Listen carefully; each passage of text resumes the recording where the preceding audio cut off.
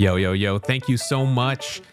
Today, we're going to do something really amazing. We're going to check out Grok 3 along with O1 Pro and the new O3 mini reasoning models. So there's been a lot of hype about Grok 3 and its coding capabilities. And so today we're going to figure out, is this just all hype or what are we actually dealing with here? And so for those who don't know, Grok 3 was just released and has been made public, and a lot of people like McKay Wrigley have been going through and using it with code, and it's just been like, really excited about this thing. And today we're just going to do a live stream to kind of dig through in real time to figure out, let's go a little bit beyond the hype here. Let's go ahead and see like how this does when we add features to an app. Like, can we actually refactor components and see how that does and compare that against O1 Pro? So for those who aren't familiar, O1 Pro cost $200 a month. And so what's really interesting is Andrej Karpathy actually said that this is actually as good or better than at reasoning and doing the stuff than O1 Pro, or in some ways. He didn't actually say it exactly like this, but I'll leave it. It's all in here. He has this really lengthy post, and he's actually very surprised that thinking feels somewhere around the state-of-the-art territory of OpenAI's strongest models, O1 Pro, and slightly better than DeepSeek R1, Gemini, and Flash thinking. So this is what we're going to get into today and compare the two. We're also going to try to do some problem solving with reasoning. So today we're going to cover adding features to an app, refactoring components, and trying to solve problems. And I really appreciate everyone who's been able to tune in and everything. And the app that we're going to basically kind of take a look at is this thing called WikiTalk.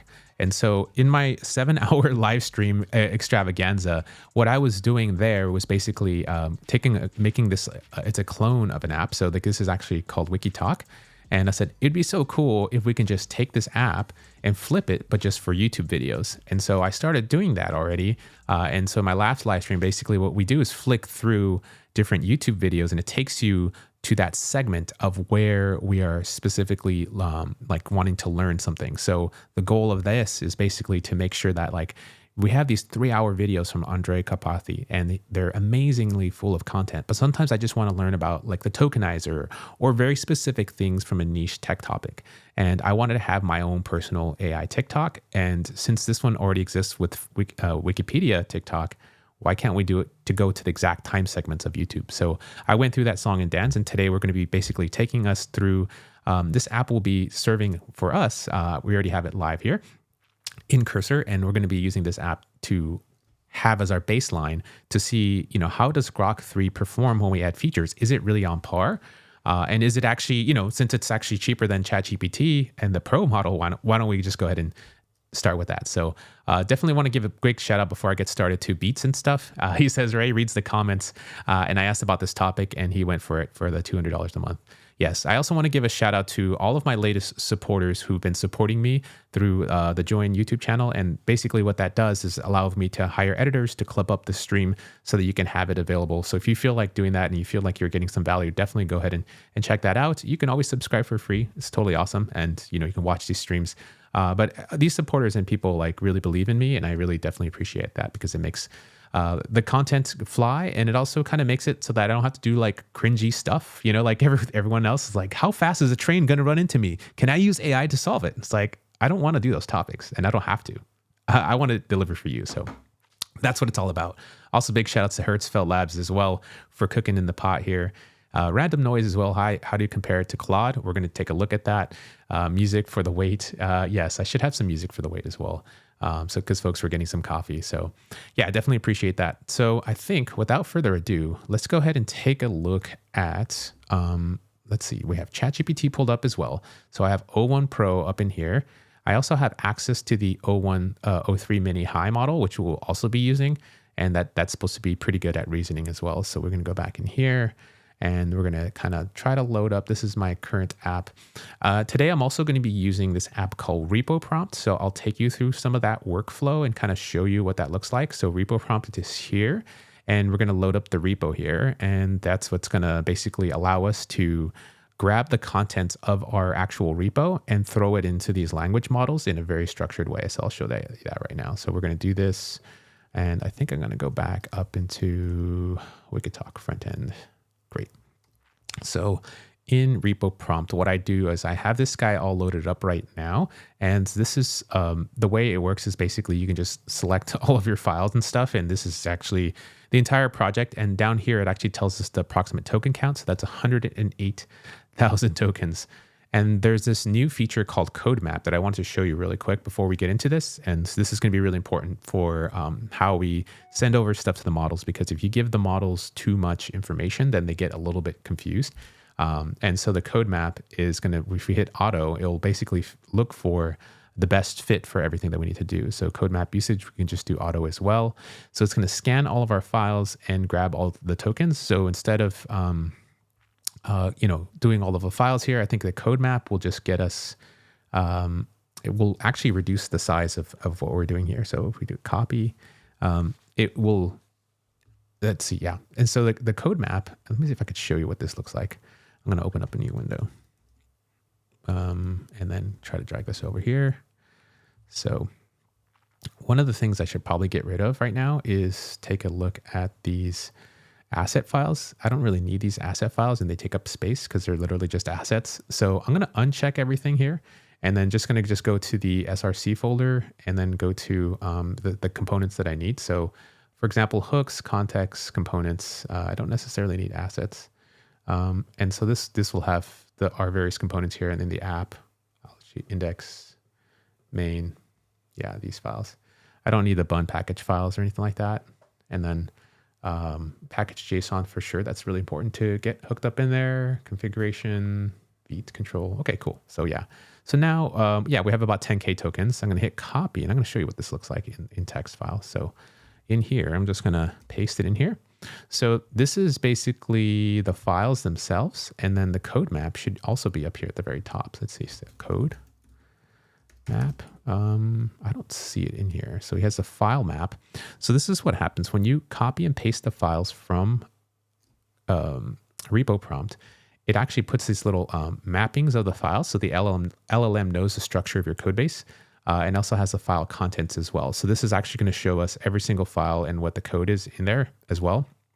Actually, the Grok team has confirmed that the Grok model actually has 1 million context window, 1 million token context window. And so right now we only are using 10,000 tokens for basically our code. This is basically the meat of the code in our repo here. We don't have these other files, and this is basically what we should be able to cook with, which is pretty cool. So yeah, this is kind of what we're going to be doing back and forth. So hit don't save. And then in the prompt space here, I'm going to go ahead and hit code architect. So code architect, or you can see architect here. I'll show you a little bit of what this looks like. So it says you are senior software engineer architect specializing in code design and analyze the requested changes and break them down into clear actionable steps. And so for each of these changes, it's going to basically act like an architect for us so that we can use that to kind of do some reasoning with these models and then test it out and see what other features we want to add.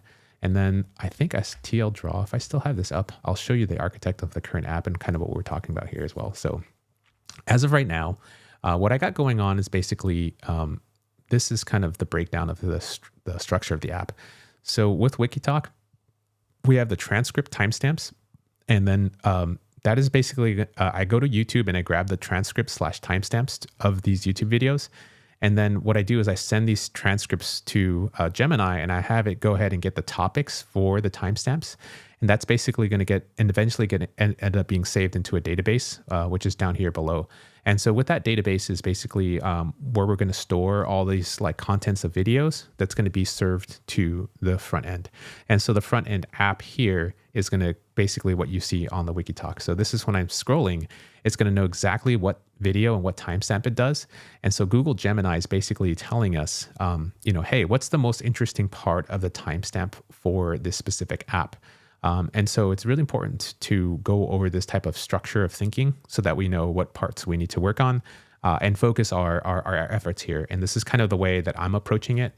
And I feel like this is going to be super helpful for us. And we're just going to do this live. So just expect a nice chill walkthrough. I know it's not like immediately going into like a snake game or something stupid, but that's why I do this content. So this is like, I would say, this is live stream, chill, come back, hang out. And this is kind of how I'm building apps. I basically try to map everything out as much as possible.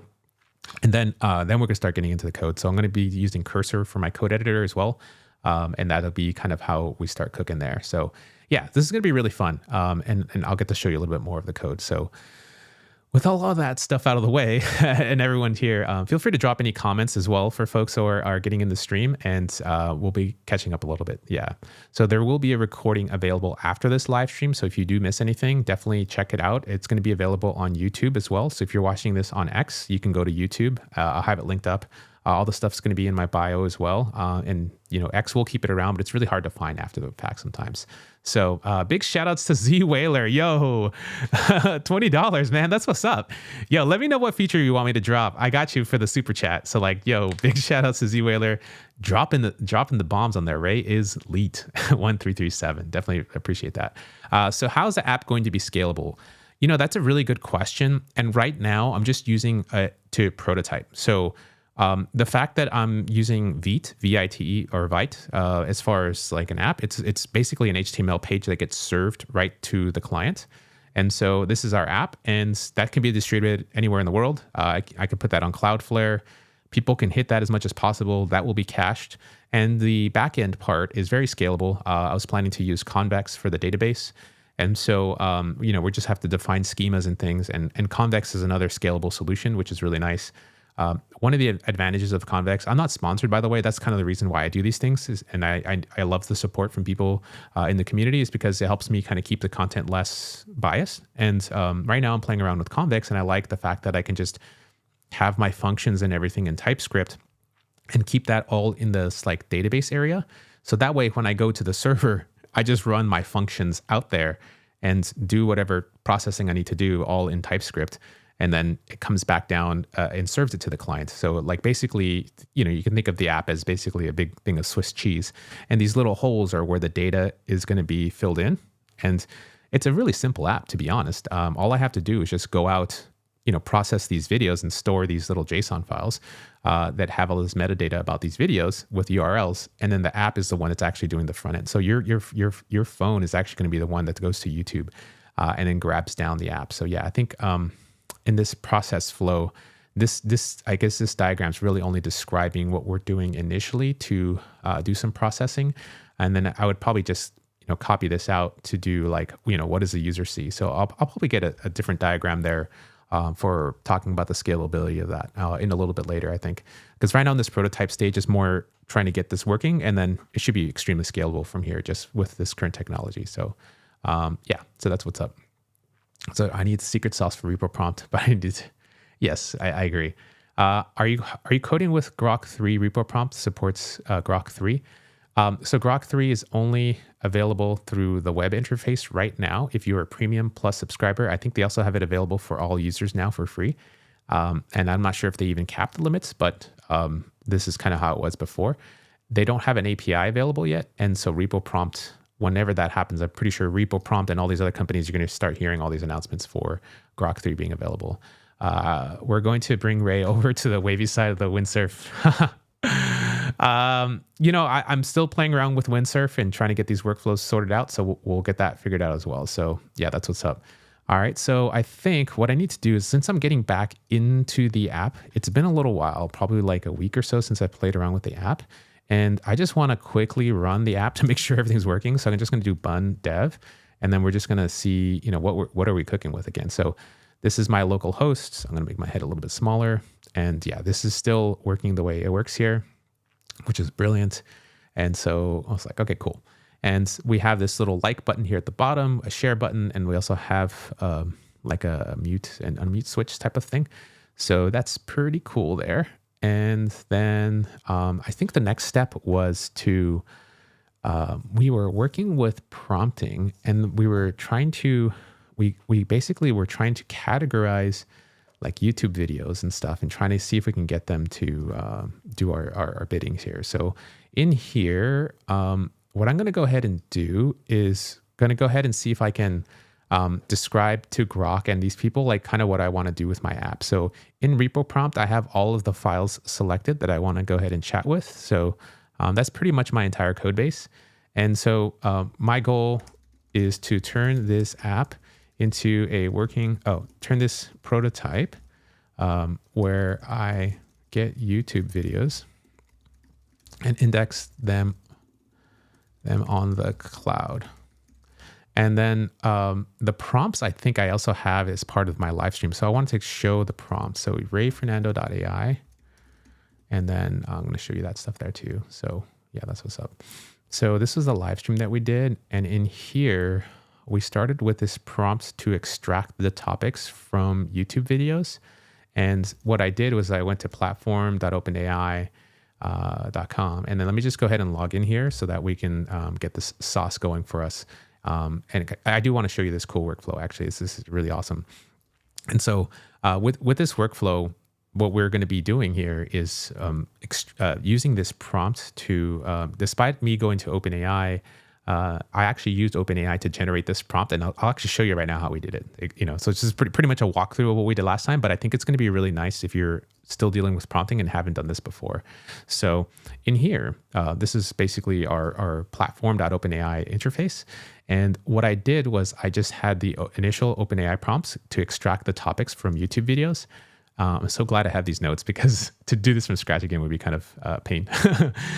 So we go to the playground and there's the system message and we hit this little star icon here. So this star icon will generate the system prompt in a better fashion so these LLMs can accept it for us. I'm going to paste this in here. And this is what we want to do, extract topics from these YouTube transcripts for a learning app. And I want to know, the themes and topics and things that could be useful for 30 to 3-minute snippets. And so this is kind of what we're doing. I hit create. And then what it's going to go ahead and do is generate a better system message for us that we're going to put into Gemini. And so in our last stream, we tried Claude Sonnet. We tried platform.openai. We also tried Google Gemini. And like Gemini was the winner in actually taking a look at YouTube transcripts and actually trying to categorize these things for us. So here we are here's like a nice prompt breakdown.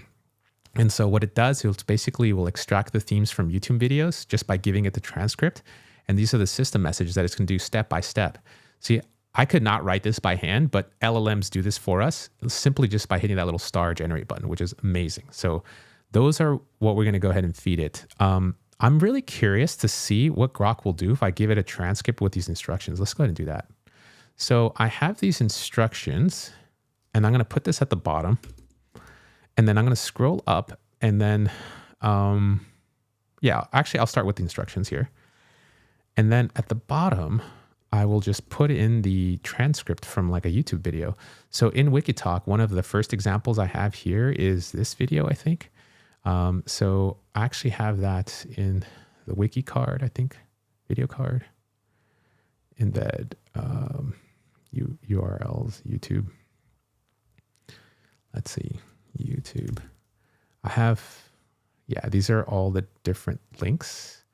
I see video IDs. Okay, so the history of the internet, and then we'll be here. So if let's see, youtube.com/this, right? Oops, I don't know.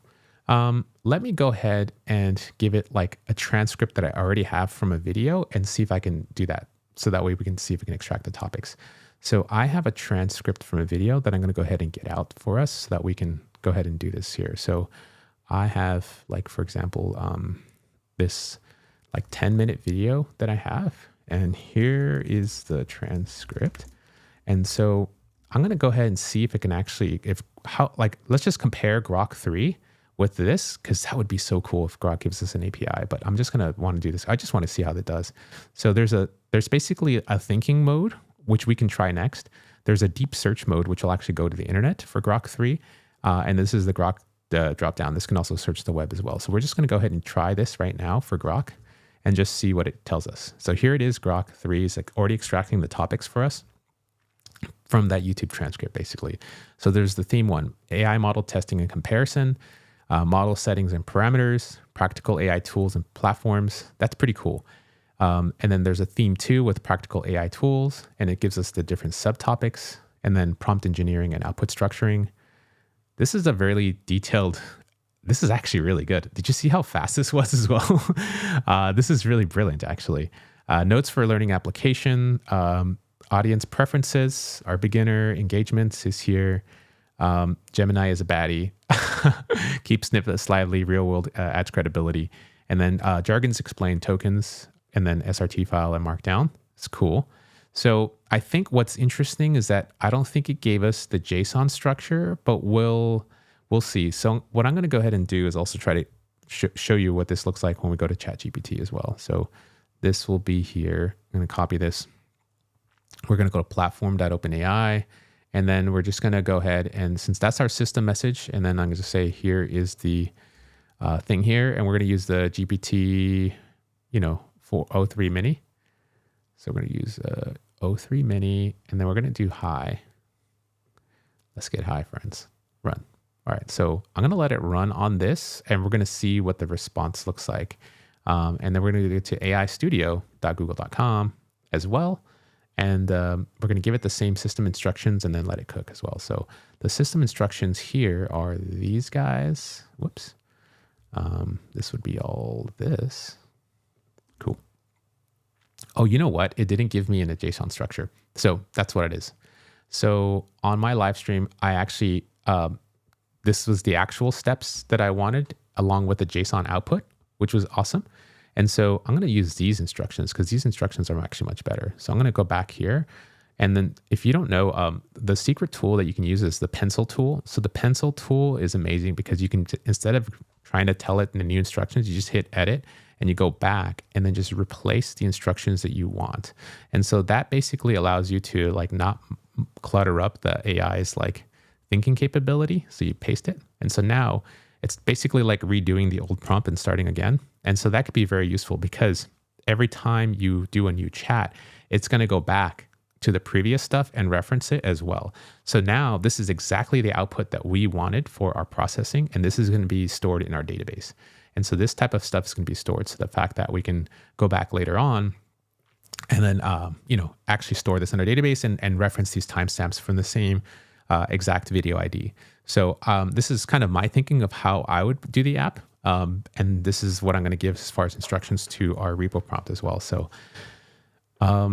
yes. So what I want to do is now go into, go back to repo prompt. And so we're going to tell it to say, here are, okay. So, and my goal is to turn an app prototype where I get the YouTube videos, transcripts, and index them on the cloud. Once I get the transcripts from the YouTube videos, I want an LLM to process them using the following system prompt below. And so I could just put this in brackets, system prompt. And then, or yeah, I could just say, yeah. Okay, I think that should be about it. Yeah, system prompt below. Okay, so yes. All right, so then once we have this here, I think we should be good. So, okay, my goal is to turn this prototype where I get YouTube videos. Oh, turn this prototype. My goal is to make the app get YouTube transcripts and index them on the cloud. Once I get the transcripts to them below. Okay, cool. So I'm going to go ahead. I should also provide what database I want to do this. I want to store this into a database. So please provide the schema I need to do this as well. All right. So I think this is everything. I'm going to go ahead and put these instructions into Grok into a new page and then paste them in here. So now in Grok, I have basically, let's go back, a total of 11,000 tokens. So there's 11,026 tokens that I'm putting in here, and I'm going to let Grok 3 just cook. And so I should just do the thinking, which will make the model take its time.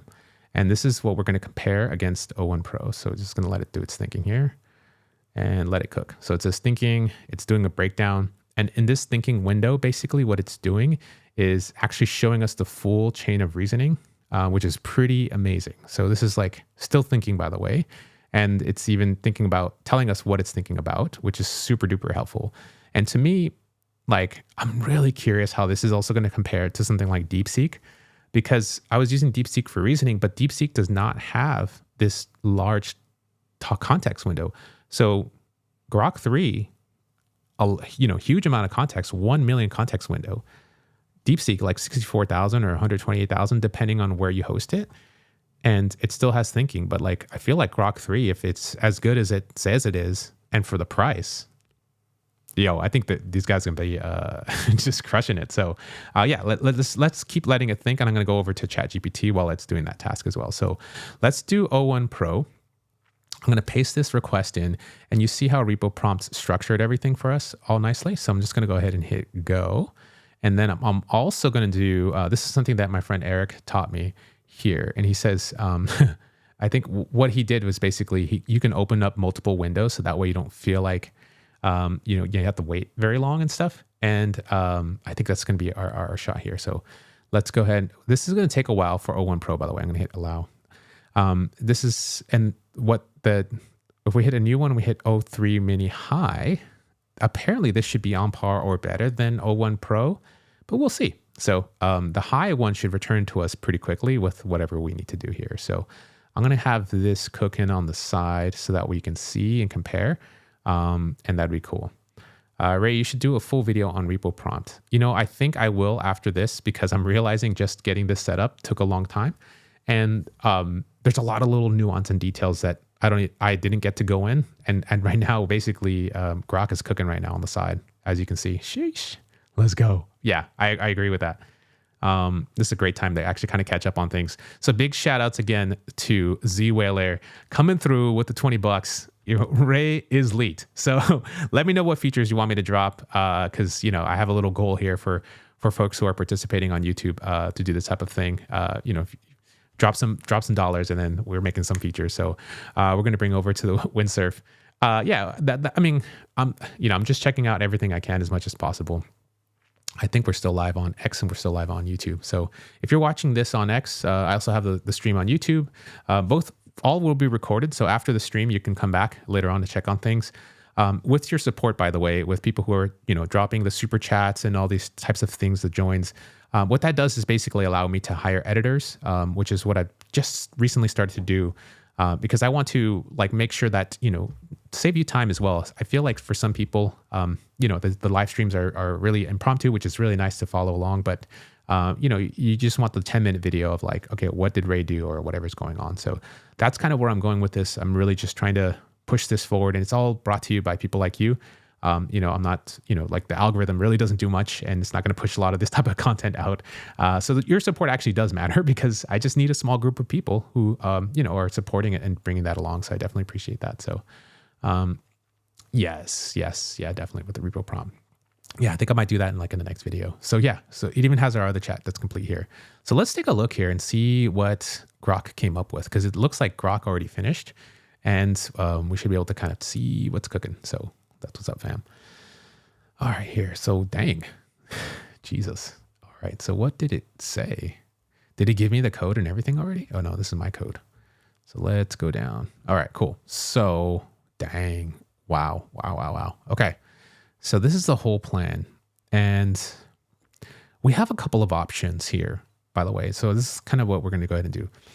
This is a massive plan from Grok. So it thought for 94 seconds with my entire code base and gave me this implementation. So this implementation outlines the necessary steps to enhance the existing React-based front-end application to fetch YouTube video transcripts, process them using an LLM with a specified system prompt, and index results in a cloud-hosted database. This is cool. So here's the schema it's giving me. So the database schema is what we'll use for a relational database via Supabase as a backend as a service. So that's pretty cool. The schema is designed to accommodate video metadata, transcription segments, themes, and additional metadata. So one of the cool advantages is the fact that I gave it my code base, right? And then I gave it my outcome of what I was actually an example from OpenAI. So, right, we gave it the transcript, we gave it the potential output. All of that information is very important for these LLMs so they can make these decisions to help guide you to make the schema. So the schema is the thing that's going to be stored in the database so they can go back and reference it. So by giving it all this context, we saw that like how Grok is actually using it for the planning stage. And that's really important to have for an architect to plan your code. And to me, like I'm trying to automate this this stuff as much as possible. And it's really fun to kind of go through this live with y'all because I really do like, I don't know, this is kind of my goal. It's like my goal is to eventually turn these LLMs into, a junior engineer and have them do work for me. And the only way that I could do that is by trying prompts like this and iterating live with you and then sharing that sauce with you right here live, right? So I think this is really cool. So look at that. We have the videos. So we have the tables here. We have videos with the fields. These are cool. So each video ID is going to be the primary key, which makes sense because each key is unique for the videos. But yeah. And then we have the transcript segments, which are really interesting. So these segments are going to be its own UID as well. Okay. So this is a unique identifier for these segments. And it gives us a purpose. And then here's the themes as well. So it's going to generate themes across a specific video, which is awesome. And then segment themes. So what I can do is try to see if it can have, I'm going to have Grok to see if it can give me like a mermaid diagram to understand my data. So like, can you give me a mermaid diagram so I can understand the data relationships? So I'm going to go back to Grok.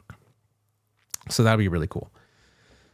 So what this type of thing is, it's usually very helpful for us to visualize because when you're looking at this kind of procedurally, going down, it can get confusing and stuff. And I think there's some apps to do this. I just need to look them up again. But here should be the whole mermaid diagram or like an entity relationship. Let's see. Mermaid ER diagram. So this represents illustrates the tables, all these different segments and how they're interconnected. You have primary and foreign keys. And so here they are. And yeah, so I think that should be it. There should be an app. Usually, okay.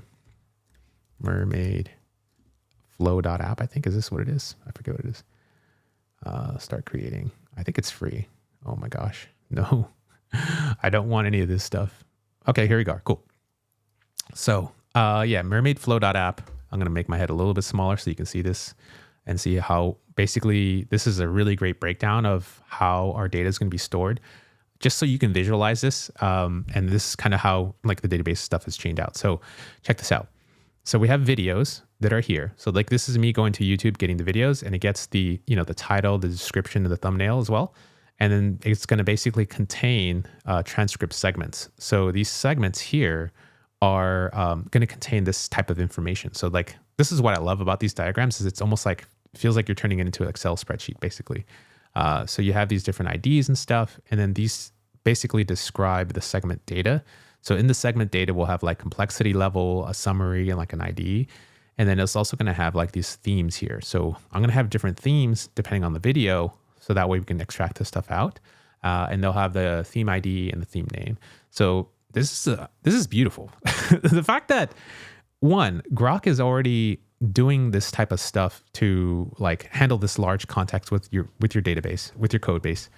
Two, the plan is actually very thorough, I mean, just right off the top, skimming everything. And then the follow-up question to actually map this out and having it in its context is just absolutely beautiful. I love this. This is really, really cool. So how are you going to be getting the transcript from the video? George, there's a couple different things I'm going to try, and I'm going to go ahead and see if it mentions this. So transcript, let's see, transcript will be here. I think, let's see, does it talk about how it's going to grab the transcript? I think it just tells us about the Supabase because we're doing the architecture role, but I don't think it gives us how are we planning to grab the transcripts.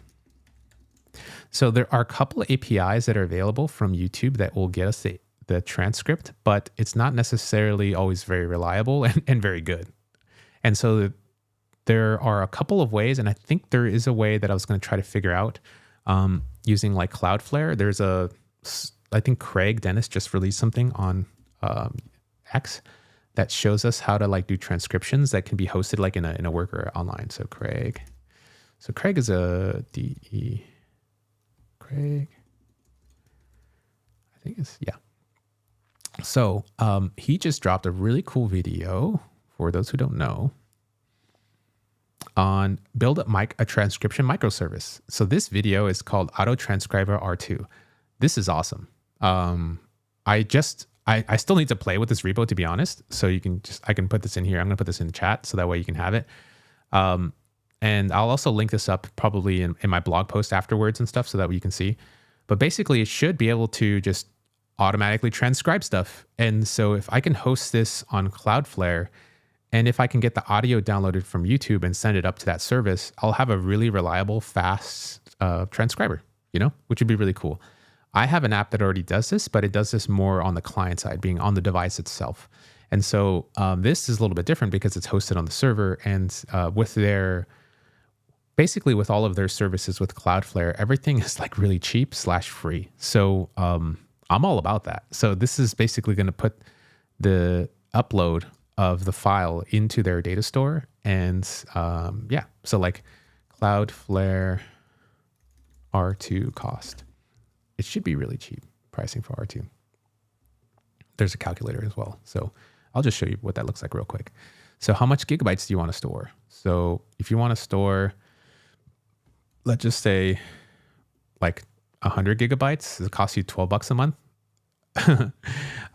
If you do 10 gigabytes, it's like $11 a month and stuff. How many reads you want to do? Like this is pretty, we're talking about like really, really big stuff. So compared to like AWS, the cost gets reduced quite a bit.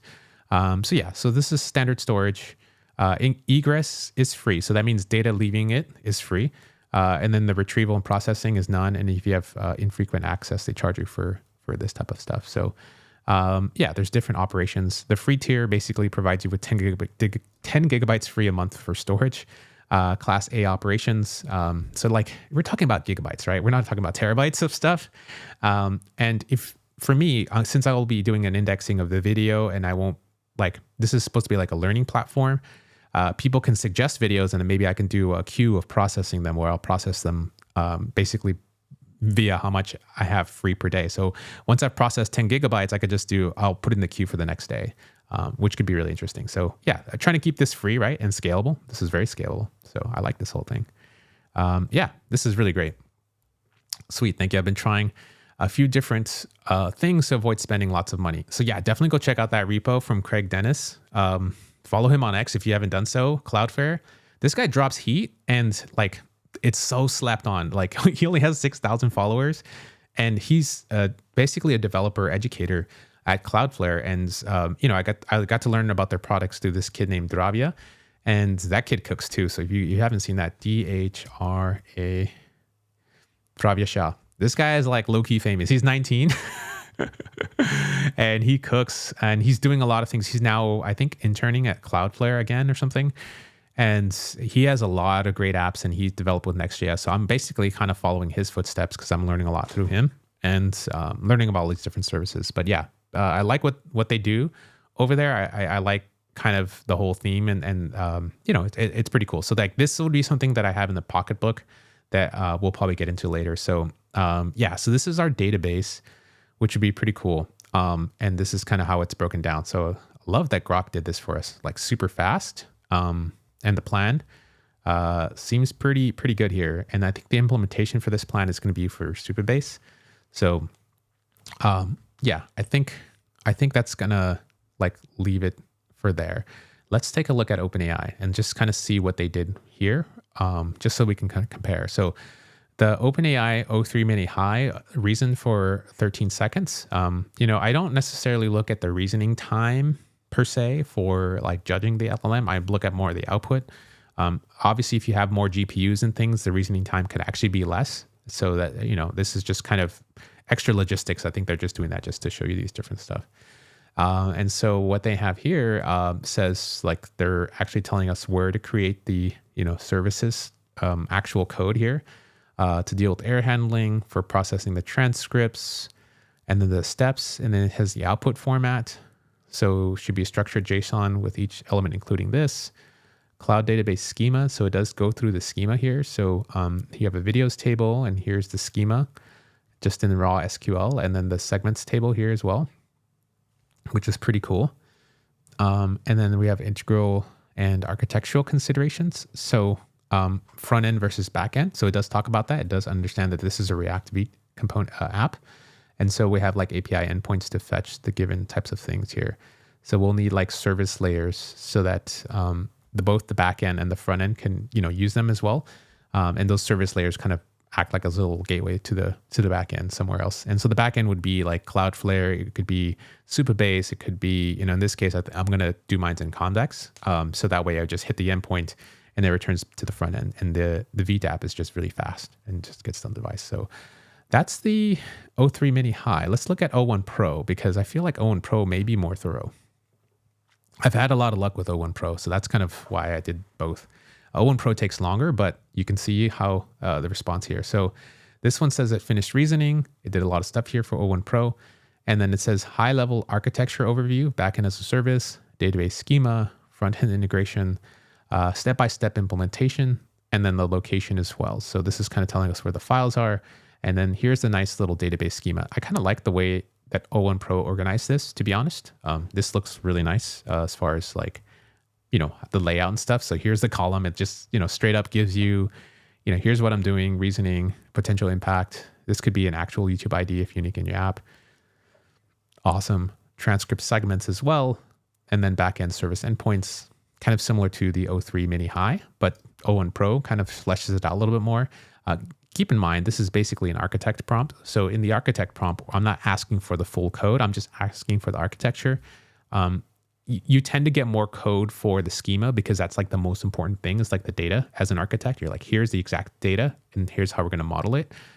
That's usually the hardest parts of most apps is just modeling your data and the relationships and trying to understand, how you're going to put that out in the world. So here's a pseudo example of an endpoint. So it even just kind of generated that for us for the O1 Pro.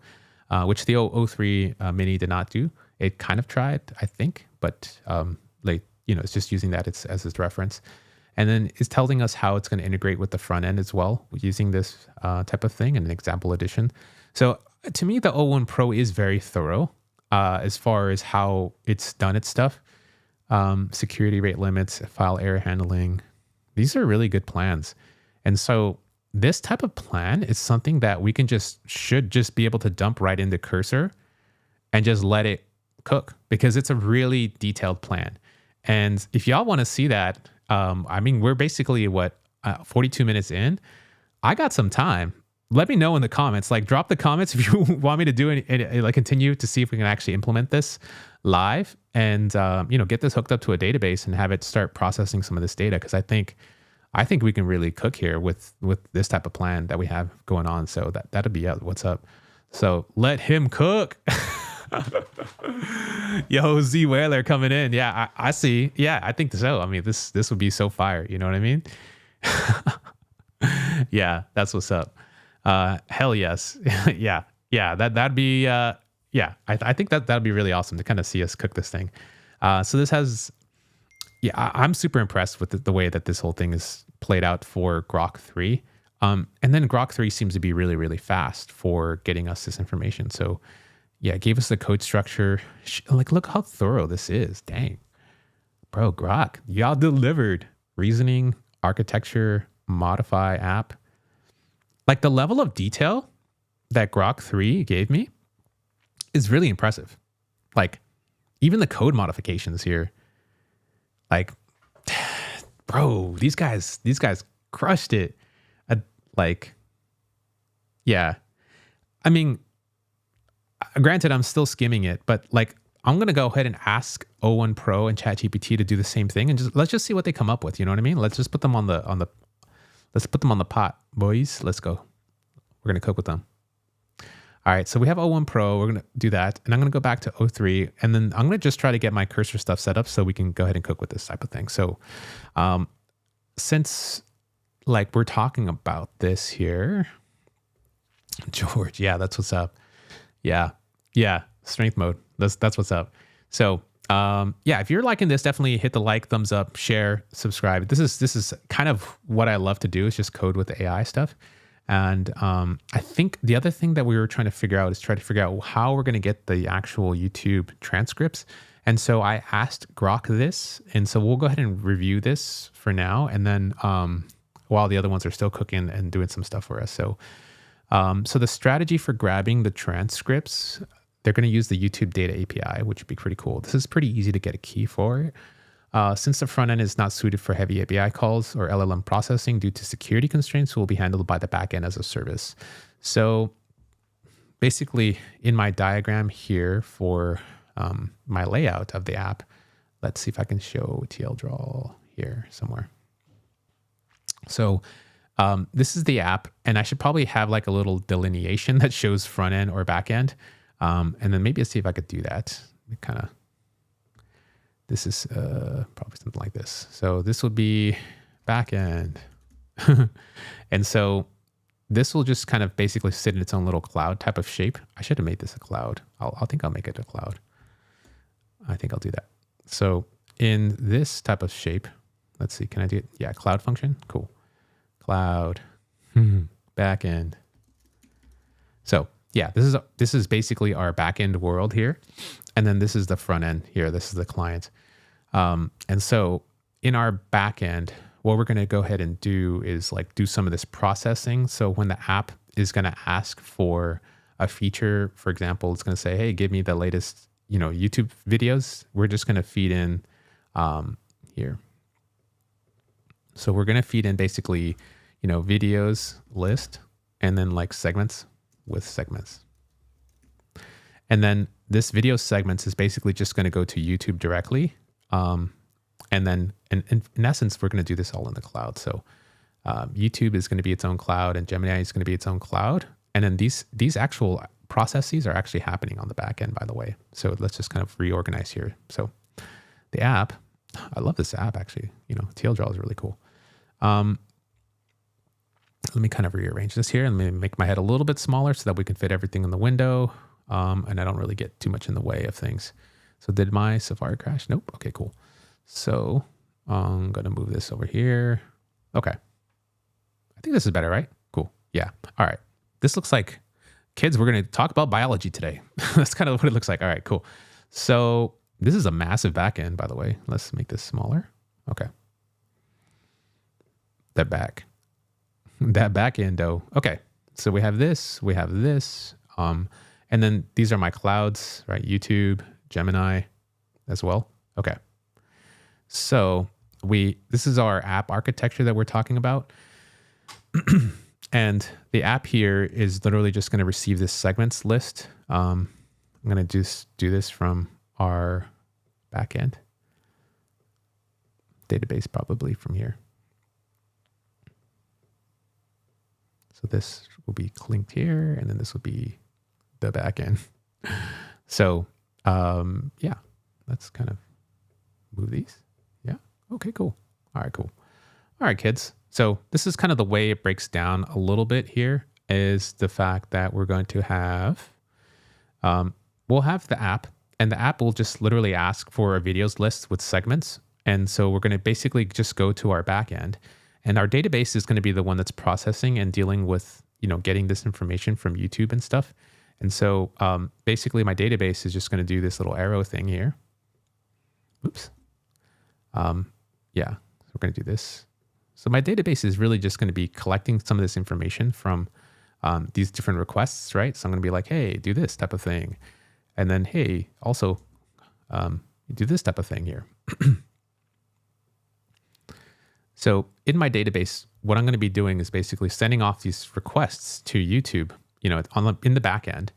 And here on the server, it'll be processing this stuff to grab the transcripts from YouTube and also grab the stuff from Google Gemini. And so that'll be cool. So this YouTube thing will just kind of sit over here. So this YouTube is sort of like an entity that we'll hit. And then on the front end, what I'm going to go ahead and do is just going to go ahead and once the first step of getting the videos list, the next step that needs to happen is basically, can I copy this? Duplicate. no. Okay. So here, what we're going to go ahead and do next is going to go ahead and do another one of these guys. And so, YouTube videos. And then the YouTube video is going to have basically like a segment, and that's basically based off the timestamp. So for step 2, once the app already loads up and grabs, talks to my database, it's going to get already like a list of stuff. And so we need to know what the user wants to do next. And so we're going to go ahead and go to, step 2. I know this is getting kind of messy, but this is why we have to draw these out, because once we get this clarity, then like coding this up will be so much easier. But that's kind of why you need to know these things. So the app will get onto your device and grab this, talk to my backend and say, hey, like give me, Ray wants this list of videos. And that's what we'll see in our Wikitalk front end. That's how we get these videos lists. Immediately I already have like 6 videos in the queue. But if I keep scrolling, I have no more, right? I need to go to the database provider to get more, right? So as I'm scrolling down, each of these already start at a specific timestamp. So instead of us scrolling manually, we get right to the point of our specific topic. And so as we're scrolling down, these videos, whenever they load up in our screen, the app itself is going to talk to YouTube directly. It's not talking to me at all.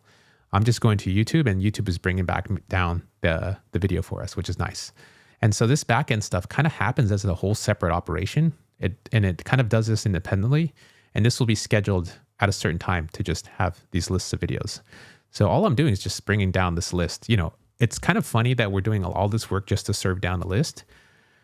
But that's the whole reason why we make apps, is to deliver some value. And so the value that I'm trying to deliver with my Wikitalk front end is the fact that here's the elevator pitch. I have dyslexia, so it's really hard to read through like encyclopedias of books. Some people can do that, and that's an amazing gift. And I wish I had that, but my learning speed is a lot faster with video, audio, and watching people do things. And so YouTube just so happens to be so rich and full of this content. And we have these amazing content creators and amazing innovators in the world that are doing this stuff in real time. AI moves so fast, week to week, new papers, new inventions, new innovations, that by the time it gets written into a book, published, and get out to you, you're pretty far behind. And so why can't we have something like TikTok where I flick up and I'm constantly learning about specific topics that I like and innovations? If I'm a beginner in a certain topic, that should be able to serve me. YouTube algorithm kind of gets in the way because they're just trying to show you the most, eye-catchy things, which may not actually be good for your learning. So this specific app would be geared towards learning, because I want to have it just focused on, actually using AI. So like, why can't we use AI to scrub through all the topics of the video? Like a 3-hour video that Andre Karpathy has is full of really good stuff and has all these different segments. And you may not need to learn them all in exactly the same time. And so that's another thing with dyslexia, is that structured learning going 1 through 10 is just really hard for me. It's easier for me to pick up small concepts that I grasp because I can anchor them to my existing world. And when I do that, it's like, that's how you learn. So like, imagine you learn a theory of how to hit a hammer with a nail. You're like, okay, now I have the theory. And then you're watching videos of people like making buildings. You're watching people like make cool stuff with wood. You're watching people do unique stuff with different art forms and different things. You're like, I didn't know you can use a hammer and nail to do that. It's like, yeah, that's how you learn and make your learning like actually stick to you. And then you go apply and you're like, I have these materials. Let me go do this right now. So the goal is to sort of inspire you. And in order to make that a reality, you kind of have to code it up and structure it in this type of, I'm doing it this type of way, just kind of really raw off the top of my head. But I'm just kind of taking you through this planning process. And you see why it's really important to do a diagram like this so that you understand where your separations of concerns are. What's happening on the front end with the app, what's happening with the data in the back end, what do we expect to do? This is a rough draft, by the way, and by no means am I like a pro level engineer or back end, by the way. Most of my time in my life has spent like in a small section of the front end. And I say it's a pretty big section. It's like kernel and the OS and stuff. But like, I'm very new to web development. I'm very new to back end stuff, as far as like what people are using today. And I just know that I could just throw stuff up on the wall and just make it work. And then we'll just keep moving. Like, I don't feel like I have to get hung up on database providers. I don't feel like to get hung up on anything. I just want it to work, and then we'll keep moving from there. So that's what's up. So yeah, that's what's up. Yeah, I think that's what's up. Björk, what's up, man? How's it going? Yeah, thanks for following along. Sorry if I missed this, but why don't you create an API endpoint to the transcriber that you already wrote, the one that you're providing? So, Stephen, yes, I think that's a really good point. So I have an app called Ray Transcribes for those who aren't familiar. And so this basically can do a video transcription. And I made this app to act more like an actual iOS app in a funny way. And so what it does is that you can just drag your actual video file into my app, and it transcribes it like in lightning speed, like a 2-hour video, 80 seconds, boom. It's already, you got the transcripts, you can copy them, you can send them out to whatever you want. It's kind of interesting looking at myself. Anyways, that app there acts very similar to kind of what's going on here. It's like I am serving a app that goes onto the device. A lot of the processing is done on the device, and then I send that up to a server to get it brought down, and I opened up like a WebSocket. So like the WebSocket is streaming back the results as fast as possible. So my goal for my app was more speed and leveraging the device's processing. So there is a way that I could possibly, you're saying like, why can't I just do an API call instead of doing, this song and dance for these transcript stuff? I think my architecture is not necessarily dealing with the other complexities, which may require us going to the YouTube API endpoints to grab the transcripts. If that's not there or not reliable, these other steps that I need to actually, download the video from YouTube onto my backend or some type of server and then do the processing on them, because I want to do that without the user having the window open. So like the disadvantage of, my service right now is the fact that all of this has to be done while the user drags the stuff in there and gets it done. So usually by the time that people realize that their video is done transcribing, like they don't necessarily need to leave the app. Like they can stay in the app window, which is really nice. This type of service will need to be scheduled and done on the back end. So there's like separate architecture for this, but I feel like the things that I learned making this app can also be applied as a feature onto my app, Ray Transcribes, in the future. So in the future, I'd love for people just to put in a URL and then just go ahead and do that so that, it's already processed and done in lightning speed. So my app was really solely focused on the content creator workflow, which was like, I just need this video, I need the transcripts right away, and I just need to go. And spinning that up on my M3 Max machine, a 2-hour video would still take like 15 to 20 minutes to process or more. And it's like, why can't I just do this, using already existing infrastructure? And that's kind of how I figured this out. So yeah, that's it's a good question. And I think I agree that, we should definitely do that. So yeah, exactly. Yeah, I think, Stephen, would love to chat with you all offline and kind of talk about this, because I feel like people are solving the problems in different ways. And I could probably even optimize my app. I think for my app, I was actually working on just getting it out there as fast as possible to get feedback so I can get users to tell me, what stuff do they want to, what problems and what type of things are they actually transcribing and want to solve as well. So I'd love to chat. Feel free to slide in my DMs on x.com. Also, so x.com/Ray Fernando 1337. Here we go. Let's show you this here. So this is me. And then you can also do, if you're on YouTube, I have you can actually click the link on YouTube and you just go to, it's like my little beehive thing. So you can actually drop your email there to subscribe to my weekly newsletter. And I'm basically just going to give you like insights and things, just kind of give you updates. And my goal is to do these weekly updates where I kind of drop news and different stuff. So that way you can kind of stay up to date with things. So that's kind of what I got going on. I'm still live, which is awesome. Let's see if there's any comments, by the way. See if anyone's dropped it. I'll take the live code stream. Okay, cool. Let's cook. Let's cook, fam. It's kind of cool to watch this afterwards. Yes. Okay. So, and then rayfernando.ai is where you can also sign up there. You can just hit newsletter sign up. And then that will just punch you in so that you can get in contact. I think I if I don't, I need to get together and send a welcome email. But yeah, hit me up, or just slide in the DMs, Steven. I think it would be really cool to chat with you on X. So yeah, super great for all the content. Thanks to loving it. Yeah, trying to cook, trying to figure this stuff out, and that's what I love about doing it live. Is just because we can all learn together, and just this stuff's moving way too fast, like extremely fast. You know, I think, you know, is Grok 3 cooking like what people are saying? So far, you know, I'm actually very impressed. So, yeah. So I think, all right. So we're going to try to move to the next phase here, which is try to see if we can get this all cooking on, with my We Could Talk front end, back end thing here. So, in this app, we have it here set up with Vite, and, we have the app running, and we have like, so far, we've got like the database schema thing figured out. And as far as transcripts for Grok, what they're saying is to use the YouTube data API, and some type of backend service, which we already defined, and to process the data as well. So implementation for transcript retrieval. This is gorgeous.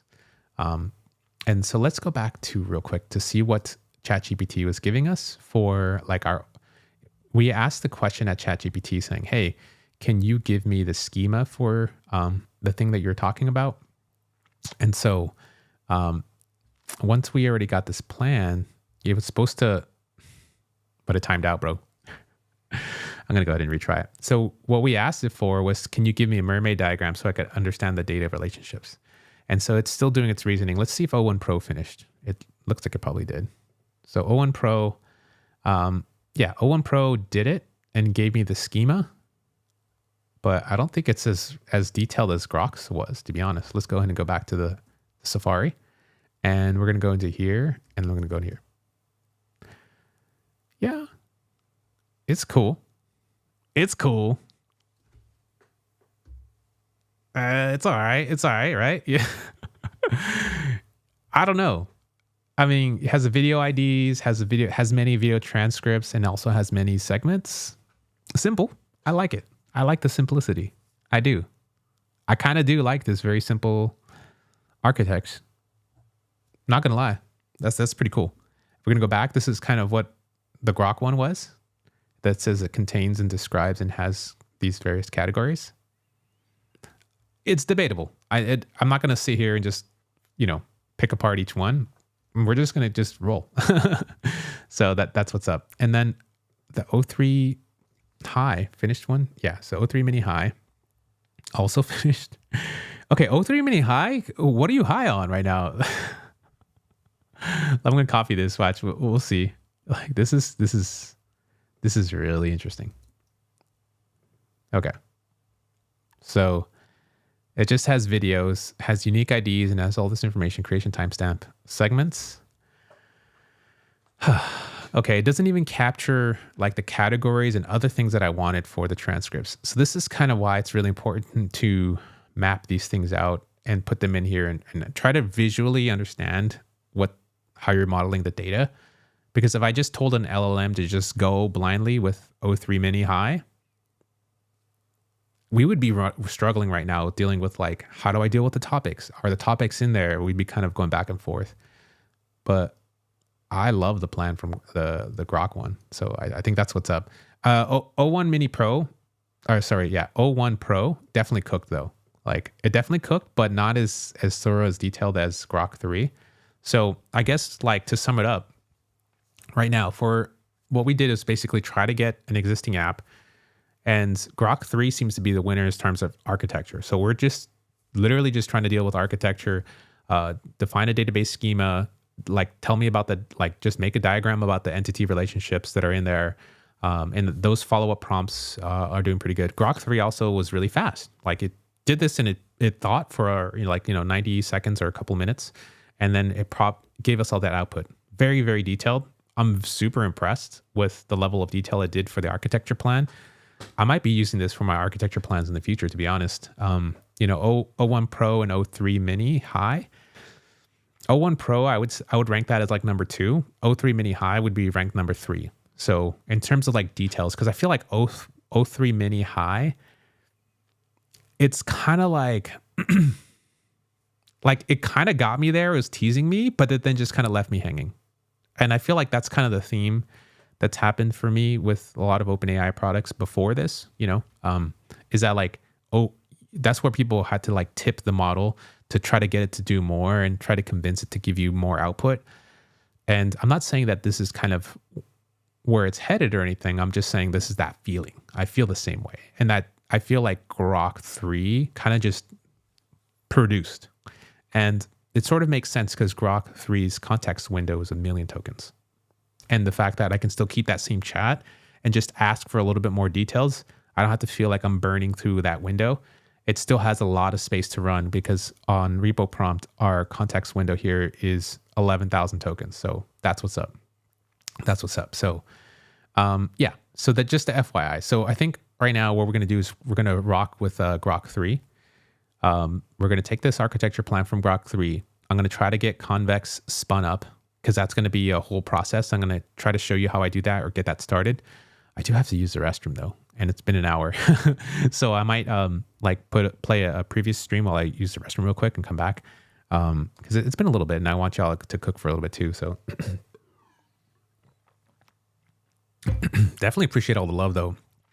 It's been really fun to kind of have everyone here live and watching this type of thing. So yeah, the next step, and I'm going to show you how to use some of these new things in Cursor. So Cursor has a new thing called MDC rule, these new rules features. And so in the rules, basically they have these project rules that you can use. It's called the MDC file.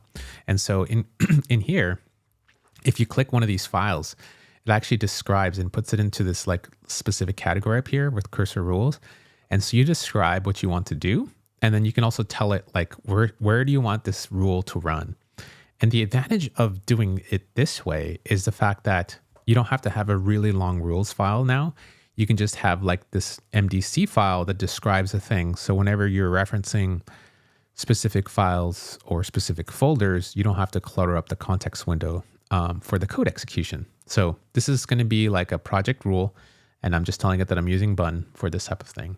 And so the other rule that I'm going to go ahead and add will be the rules from Convex, since I'll be spinning them up as well. So we're going to follow that. I haven't set up a Convex thing with the VTAP, so we're going to learn that together. I'm still trying to figure out and understand what this is as a database. I'm not sponsored by them, so you're just watching a raw take on this whole thing. And so convex.dev. So for those who aren't familiar, they brand themselves as the missing half of a React app. And it's a different way of doing databases, but I think what's selling me on it right now is the fact that I can just have my backend there in TypeScript and then just have everything all organized as far as a developer experience. And so what that means is that to do things, I just have to write them in TypeScript. And guess what? These language models are really good at writing TypeScript. The second part is the fact that they have their own rules file. So now they've created their own rules file to generate code for their specific database structure, and it makes it way easier. The other part is like these, different levels of security of things. So basically, everything's in code. So you can even has its own dashboard. Everything's always synced up. And then as far as like for my front end, all I have to do is just say, hey, go talk to the Convex API, and it basically sets up a WebSocket. So everything is updated in real time. And so what that means is why I'm really excited about that for this app is because in real time, I can have the likes, thing show as people like it in real time. So the other thing too is like, it's kind of like making my own Instagram app. And then the other thing that I like about it is the fact that I can have these indexes building and scheduled and running in the background. I'm not really doing a lot of function calling. The only thing I'm doing is just delivering metadata to the front end. And as stuff is changing in real time, you can share stuff or you can share your learnings or do whatever different types of things. Like the scalability seems really cool, really fast. And they have like a very generous free tier, I think. So in the free tier, you can have 20 projects, which is awesome. You can do a lot of stuff. Their pro tier is $25 a month, I think. So that's pretty cool. I think it's going to be fairly reasonable. You can do like 1 million function calls a month. I can have 20 gigs of compute. So like if I want to do that, that's awesome. File bandwidth has a bunch of cool stuff. So that'd be cool. I think this is kind of why I'm going to be doing this here. And then, yeah, so I think I'm going to type in Convex AI MDC. Okay, so here is their cursor rules. So they have rules for Anthropic, which I'm going to grab here. So Anthropic MDC files. And so this should download the file for us. And so the file will basically look like, I'm going to put this into TextMate. Hello, the mate. And I'm going to show you real quick what that looks like. So here is the MDC file. Let me make this bigger for you. And then I'm going to turn on my XML, I think, or Markdown.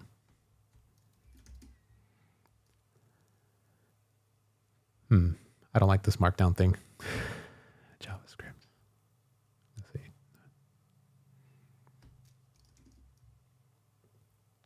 Okay. So here is kind of how their MDC file like breaks down. And so they have these segments at the top that describe the things. And then here's like the convex function guidelines.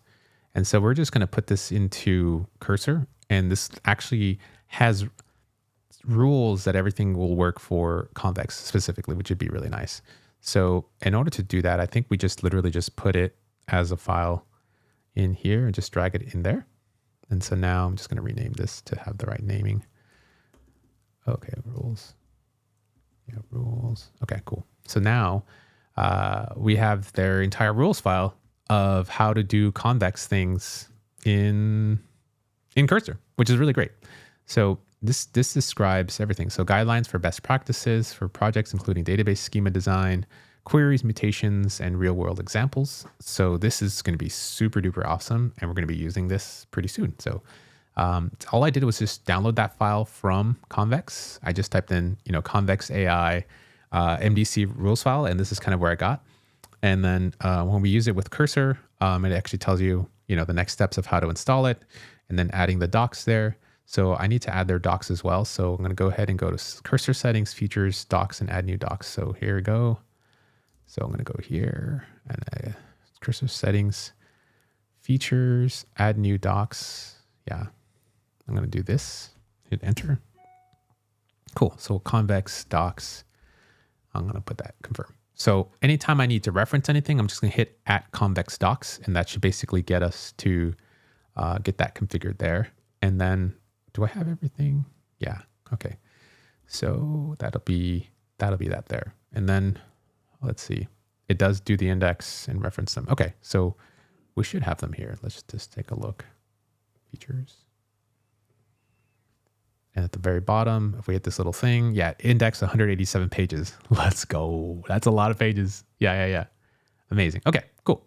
This is quite a bit. This is a nice long stream here. Okay, so we have our rules files now. We have those things. And then I think what I want to do is, I just want to take a look at a quick start. Do they have a quick start for Vite? Yeah.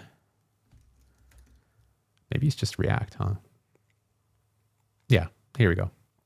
So npx convex dev, and then we just install Convex, so npm install, and then here is the sample data for the database, and then they have these schema things. So what I might do is just give it this specific quick start, and just tell the agent to set up my database as well as for the instructions here. So that would be interesting. So I have not set up a front end or a back end for my app, and we have an architecture design right now from Grok, which will basically hook us up to get us this.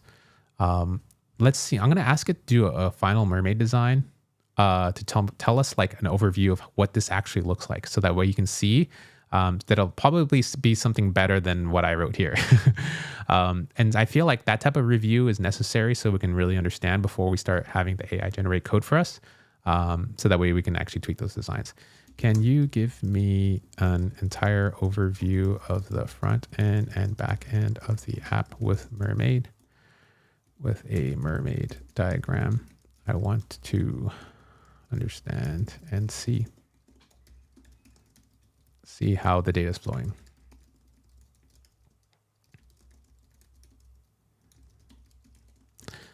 All right, so okay, so I'm going to let it do its thing. I'm going to also hit think. So it looks like I have to keep hitting the think button so it can do this nice deep thinking. And my hope is that it'll just grab the rest of the context of things that we've been doing here. So let's go ahead and hit send. And so I'm liking Grok 3. Grok 3 thoroughness is like very refreshing. I also don't feel like I have to have context management in my head or try to create these new chat windows. That's kind of the most annoying things about some of these systems is that like you're having to sort of manually manage, what new chats you got going. You can have like 5 new chats just to have, the same million context window, right? And like to me, that's kind of messy a little bit. So yeah, we'll see how this does. Like this is pretty cool. Can you create a video how to create rules / the best ways too? I've never done rules and it does it help a lot. So George, I tend to start out without rules and then I create a rule as I need it. What's nice is that like Supabase, Neon, Attack, I think now, Convex have these rules files for their specific databases and they're constantly pushing updates for these LLMs. So I definitely would try to search out those rules files. They do help a lot for generating things. I used to make my own, but now the models have gotten so good, I don't really need to make the rules anymore. And then the agent systems inside the apps have gotten a lot better at, these types of like actual understanding, planning, and implementing code, where my rules files was basically the whole plan all baked together in one big cursor rules file. And so I basically have drifted away from that now. If you watch my earlier videos, I'll show you this big rules file. I actually don't use those rules files anymore. So it's, things evolve, things move really quick. And these teams move super fast on this type of stuff. So I think I'll do a video. I'm going to put that in my Notion. I have a like Notion doc, which I try to keep track of. So that way people who have ideas or who want to share like, hey, Ray, can you do a video on this? I don't lose track of it. And I think it's really important. That's kind of my goal for this channel is to, it's a planned cursor rules setup with MDC. I also have one that's coming up on MCP servers and setup. So I got to put that in my research tab. That way I can stay on top of these types of ideas. I think it's really important to do that. So yeah, feel free to drop any ideas for folks who are tuning in, and I'll definitely be making content for that. So now we're going to go ahead and review our architecture plan. So our front end app basically handles the interactions and displays the video content, which is great. And then the main app will orchestrate the UI, and the video cards will just display the video segments, themes, and summaries. And then the used video segments will, to React hooked, that fetches the video segments from the database. So that's going to be really important for us because that hook is basically this life cycle where the app says like, hey, there's a new app on the screen or doing something. And that hook is going to just go on the back end and call and come back and display that to the front end. So that way it just feels kind of magical, which is really nice. So the functionality prefetches the video segments and then manages local state for preferences and then renders dynamic UI. This is great. I love this plan. The backend service. So we'll process new data and manages communication with external APIs, likely a Node.js service. Yes. Yeah. So, and then fetches video captions with transcripts via the YouTube video data API. This is great. So the database, I'm going to go ahead and like probably tell it like, can you update the plan for Supabase, set of Supabase Convex. But this is basically the same concept though. Here's the tables that it's going to create. Here's the backend that writes the data after processing, and front end reads the data for display. And so it should, here's the diagram. Let's go ahead and let's see. So mermaid app flow app, start creating. Okay, thank you. Oh, it already has our previous one. Okay, so I'm going to go ahead and make another one here. Here we go. Cool. Wow. Okay. And then there should be a way to get rid of this visual thing on the side, maybe. Okay, cool. So this is basically our app. It looks more complicated actually than it is. But this is kind of why it's important to kind of get these diagrams. So the user basically will just interact with our front end. That's the app that we see. And then it's going to talk to the Supabase, and the Supabase is going to store this data in the backend. So can I drag these entities out? No, it doesn't let me drag them. Okay. So Supabase is going to have this type of information. Or Supabase, like my database, basically. Videos table, transcripts, themes, segments, and so forth. And then that's going to return back to the front end of my app. So that's what you see in Wikitalk. So when you're seeing here, what I did in Wikitalk was just like prototype this type of workflow. So that's what you're going to see. So as soon as you swipe, you're going to have this list, and that's going to be happening all from that Supabase instance. And then let's see here. And so from here is like, that's how it comes back. And then if we need to do any backend service triggering, that's where it's going to go and say, hey, here's an updated list of YouTube videos you need to go ahead and hit. In order for you to display the YouTube video, we're going to hit the data API.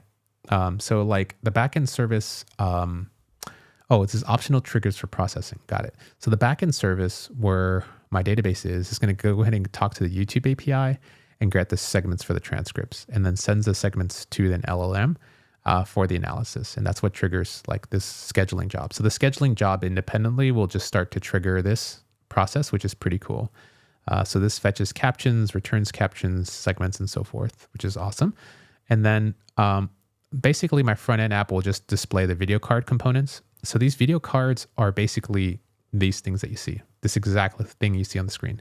So this is basically a template, similar to the way Wikitalk is a template. It just displays an image, a couple of things here, and that's basically a card, right? So it's a Wikipedia card. This is a video card, basically, and this just has data from the backend. So what makes this app rich is the fact that it's doing this backend processing with this API and doing these types of services. And so the reason why I'm kind of thinking through this, and this is kind of, for those who are tuning in, it's like, this is kind of where the richness is. Like, if you do harder things that other people can't really do, like to deliver a service like this, YouTube isn't doing this, TikTok isn't doing this. They're doing it to incentivize, like specifically who can make the most viral content.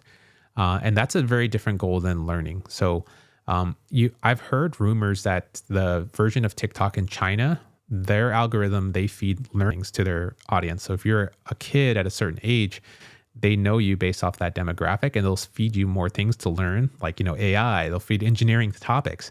So the kids get addicted to learning through that. So one of the things that TikTok has proven is the fact that this swiping type of thing for watching segments of videos is actually very catchy. It helps people learn, whether it's for entertainment or for education, it's very useful. So I'm basically kind of taking that power back, and then going to be using these services to try to like using AI to understand what these video segments are. And we're basically adding value just by trying to re-implement it. And for me, I get to learn along the way, how to build better backend services, how to, build apps and stuff that are better for AI, and applying some of my existing knowledge to kind of walk you through this in real time. Obviously, this would go a lot faster if I wasn't talking, but I think that's the whole point. It's like I turn on the camera, I can share with you in real time, and then we're also at the same time like testing Grok. Like, this is amazing. Like, I'm going to be using this thing going forward all the time. Like, how do you not? And I don't even know what the Grok pricing is right now. Grok pricing. Here we go. Models. Oh, Grok 3 pricing. So I think they just offer it now $40 a month. Holy smokes. Wow. Okay. So I paid way less than that because I did support earlier on. So the monthly subscription plan's $50 a month. Wow. Okay. It's premiums plus plan. So Jesus. Yeah. Well, compared to $200 a month with O1 Pro, boy, this is kind of hard to beat right now. Yeah. For the price of what you get, this is awesome. Yeah. All right, cool. So we see our data diagram here, and I think this is kind of, I'm liking this plan. So it's user front end, the back end does its processing. Okay. Yeah. Cool. Just got in. What's better? Yeah. So right now, let me give you the quick rankings. Yeah. So Grok 3, we're all we've been doing is architecting our plan using Grok 3. I fed it in about 11,000 tokens. And so Grok 3, O1 Pro, and O3 Mini, that's exact ranking. So Grok 3 at the top, as far as like thoroughness, comprehensiveness, a plan that I would actually use, and we're going to be using here in production right now for my prototype. And then 2 is like O1 Pro. It took longer, but I felt like it was the detail for the architecture plan was much more reliable. And then we had O3 Mini generate as well, but it just kind of fell off really fast. It's like, here is some good structure, So it felt like it generated enough of the architecture plan, but just failed to go deep in the details. Where Grok, not only did it give us all that big architecture like tent poles, but it went pretty deep in terms of details for each of those tent pole descriptions. So that's kind of the way that I would rank the three. Definitely Grok 3 going forward. That's going to be my main bay. Unfortunately, it's only available on the web, so there's no API for it right now for Grok 3, the thinking mode. So the thinking mode that did the reasoning type of stuff. So we're basically comparing the reasoning models all across the board. And by the way, this wasn't a large app. It was 11,000 tokens. Like all of it can be fit pretty small. All of these LLMs can take that in the context window. So it's not like we had such a large context window where it's falling off on the other, it's not even over 100K tokens. Like it's pretty small. So that's just an FYI. And that's kind of the way that I would rank it there. I'm a little surprised, to be honest, and not surprised at the same time. So yeah. And Grok is faster than O1. Yes, exactly. Yes, Grok is faster as well. So yeah, Grok 3 has been better than O1 Pro. I canceled my O1 Pro yesterday until they're not going to release O3 full. Yeah, my bad, man. And 4.5. Yeah, 4.5 would be interesting. So yeah, that's kind of where we go. So that was grok.com.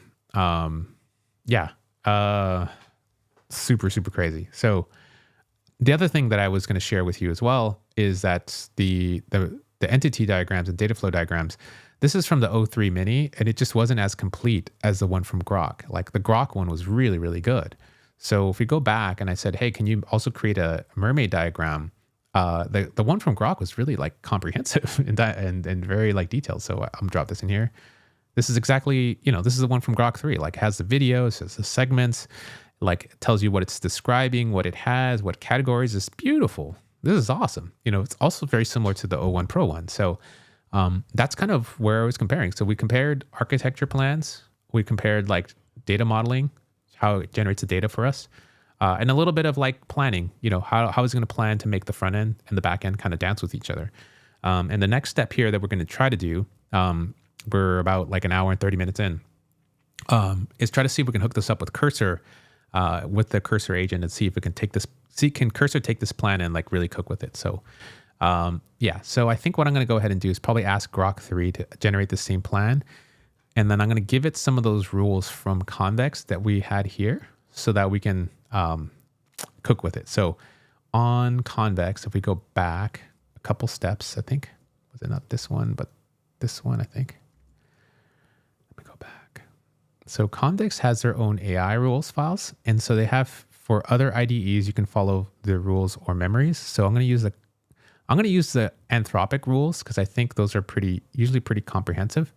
And then this like text file is going to be the one I'm going to just give it. So Convex guidelines. So here is kind of what I'm working with. Oh yeah, my bad.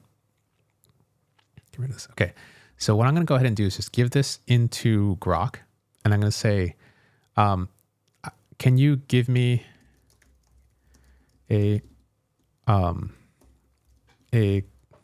you update the plan so we use Convex instead? I've attached a set of rules guidelines that you can use to help me generate the architecture plan using Convex. And so here I'm going to paste this in. So this is a pretty big file that describes everything that Convex does, and this is from the Convex's website. And so I'm going to have it update the plan to do this. And I'm very confident that Grok will do this because of such a high context window.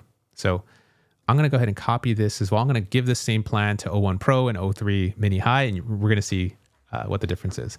So once I do this, make sure you hit the think button. Once this is enabled, we're going to get that extra thinking time. This is going to be that reasoning model. It's going to hit go. So this is going to be thinking. So it's thinking right now. And let's go back to O1 ChatGPT. I'm going to keep these in the background so you can see it already cooking. We're going to do these side by side so we can see them all. Bro, Grok 3 is fast. So here's O1 Pro. I'm going to paste the same thing in here and let's just see what happens, friends. Let's see. All right, so that's O3 Pro. Okay, requests is going through. We're going to go through O3 Mini.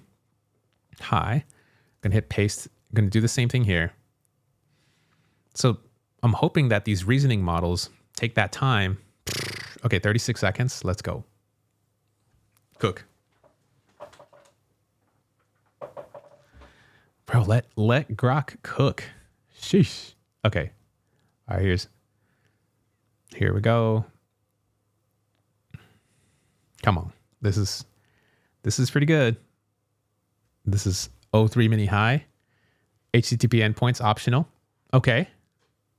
I like this. Updated data relationships diagram. Okay. Bro, it's cooking. It is cooked. God, this is beautiful. Like this is so crazy. All right, so O3 mini high I think just finished. O1 Pro is still cooking. So yeah, I am. I don't know. I get giddy every time an LLM just drops like just that type of sauce on me. Just like super fast, right? So this is absolutely bonkers. So here was our plan.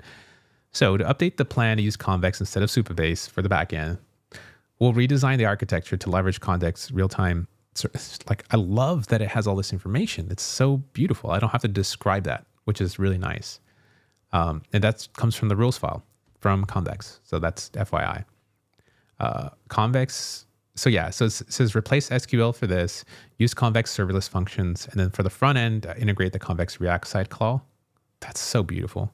To subscribe for real-time data updates. Sheesh, let's go. So it tells us how to define the schema. Oh man, this is gorgeous. This is gorgeous. Backend functions, action fetch and process transcript. Okay, so okay. If Cursor can do this in one shot with the agent, I'm gonna shut the stream down. This is it's like my job is like I don't even need a job. Like I just could just tell this workflow can go from prototype to production like in no time. That's my goal. That's always been my goal. So let us cook, fam. Let us cook. I'm just so hyped right now at the state of these models. Like I've never been so happy and excited because of how like thorough this is. Dang, look at this. I love the notes.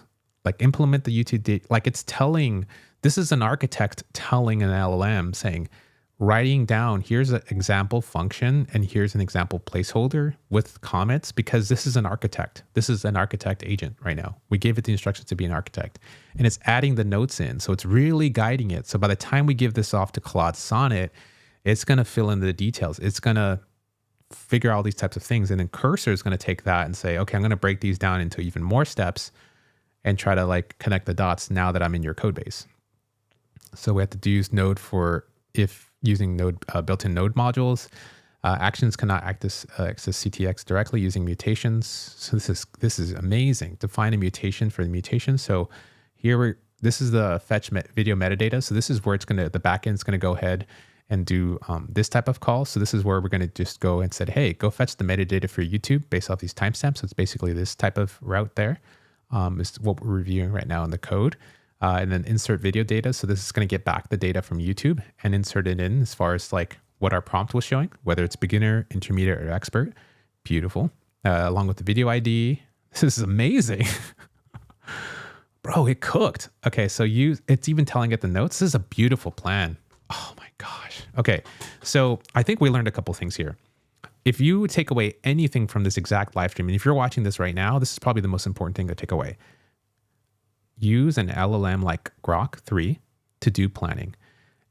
Use something like Repo Prompt to grab your code base and put it in. Select the architect prompt and tell it your goals or intentions of what you want to accomplish. And tell it you're architecting like the database backend.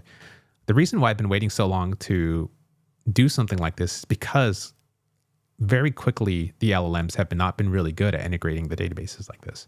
And so I feel like we're finally at a point where we can do this with these reasoning models. So Grok 3, O1 Pro is my number 2, O3 Mini High, if possible. Once you generate this plan, tell it to generate like a final plan once you've gone through a bunch of discussion to have this type of detail. If you're using a database provider like Convex, Supabase, I think Neon Database have their rules files. Attach that in and make sure it includes that in the plan for the output because we saw how rich this output is with this level of detail. So like if you take away anything, that is what you should probably do. And you'll have such a good structured plan to hand that off to an LLM, like an IDE like Cursor or Windsurf. So that could just be a whole nother video, like Cursor versus Windsurf. Who can really cook on this? I might create a branch, and I think this would be a really good exercise to do that. I got a whole bunch of stuff to do right now. So this is a crazy mega stream right now. This is what we're doing. So we've generated all of this stuff. Gosh, this is really gorgeous. I'm blown away. Yeah. Public mutation, so the processing the video. So this mutation allows the front end to trigger the processing of a new video. This is gorgeous. Nice. And then we have an integration with the front end, how to install it. So my agent will go ahead and install it this way. Set up a Convex provider. Yeah, I could even say that I forgot to say I was using Bun, but that's okay. I think my agent should be able to figure that out. So wrap your app in this provider context here. Yep, this is beautiful. Exactly from the documentation. Wow, this is right. Yeah, it even tells me about the video card. This is pretty cool, actually. Nice. All right, so that's what's up. I definitely need to go use the Banyo for a sec. So what I'm going to go ahead and do is I'm going to try to see if I can pull up like an old live stream of mine, so that way we can watch it and like while I use the restroom and come right back. So like that's just that'll be kind of it. I think what I'll do is I'll pull up my previous live stream that I had, like the 7-hour stream, so that way you have some context, a little bit of kind of what I'm building, and that way it'll kind of be cooking there. So that's what's up. So let me go ahead and make this a little bit bigger and show this for you guys so you guys can really cook with this. So here we go. And then what I'll do is like, it's a feature demonstration, I think, for the chapters. Final code changes. Yeah. Here's something cool about how I use the reasoning stuff for planning. Composer, and see if we can fix that for us as well. So that's what's up. Yeah, this is a marathon stream. This is like massive. This is my first ever longer than, like my longest stream was the first one that blew up, which was 3 hours. And that's the stream that actually blew me up. It was like in August, this girl who was 8 years old made a chat with Harry Potter app and the world went bonkers. And she used Cursor. I mean, like I already knew it was good. I was using it all the time. And then I was just showing you, we made the transcription app. That's kind of how this all started. And so, yeah, I mean, we're cooking today. So yeah, ratetranscribes.com. I'm going to put up the new link soon. So shortly after the stream and walking my dog, I'm going to update it so that you can pay $6.99 a month for unlimited transcripts generation. I mean, just cook. All right. I don't want to slow you down. That'll go live soon. So, okay, cool. So the main issues could be the game component prompting. So this is kind of similar to the last time. Let's just go ahead and set it up here. So I'm going to go ahead and copy, go to Composer, hit plus, and then we're just going to say, what files did it reference? It shouldn't matter. I'm just going to put this in the Composer. Help me fix this issue. And it should also have my, okay,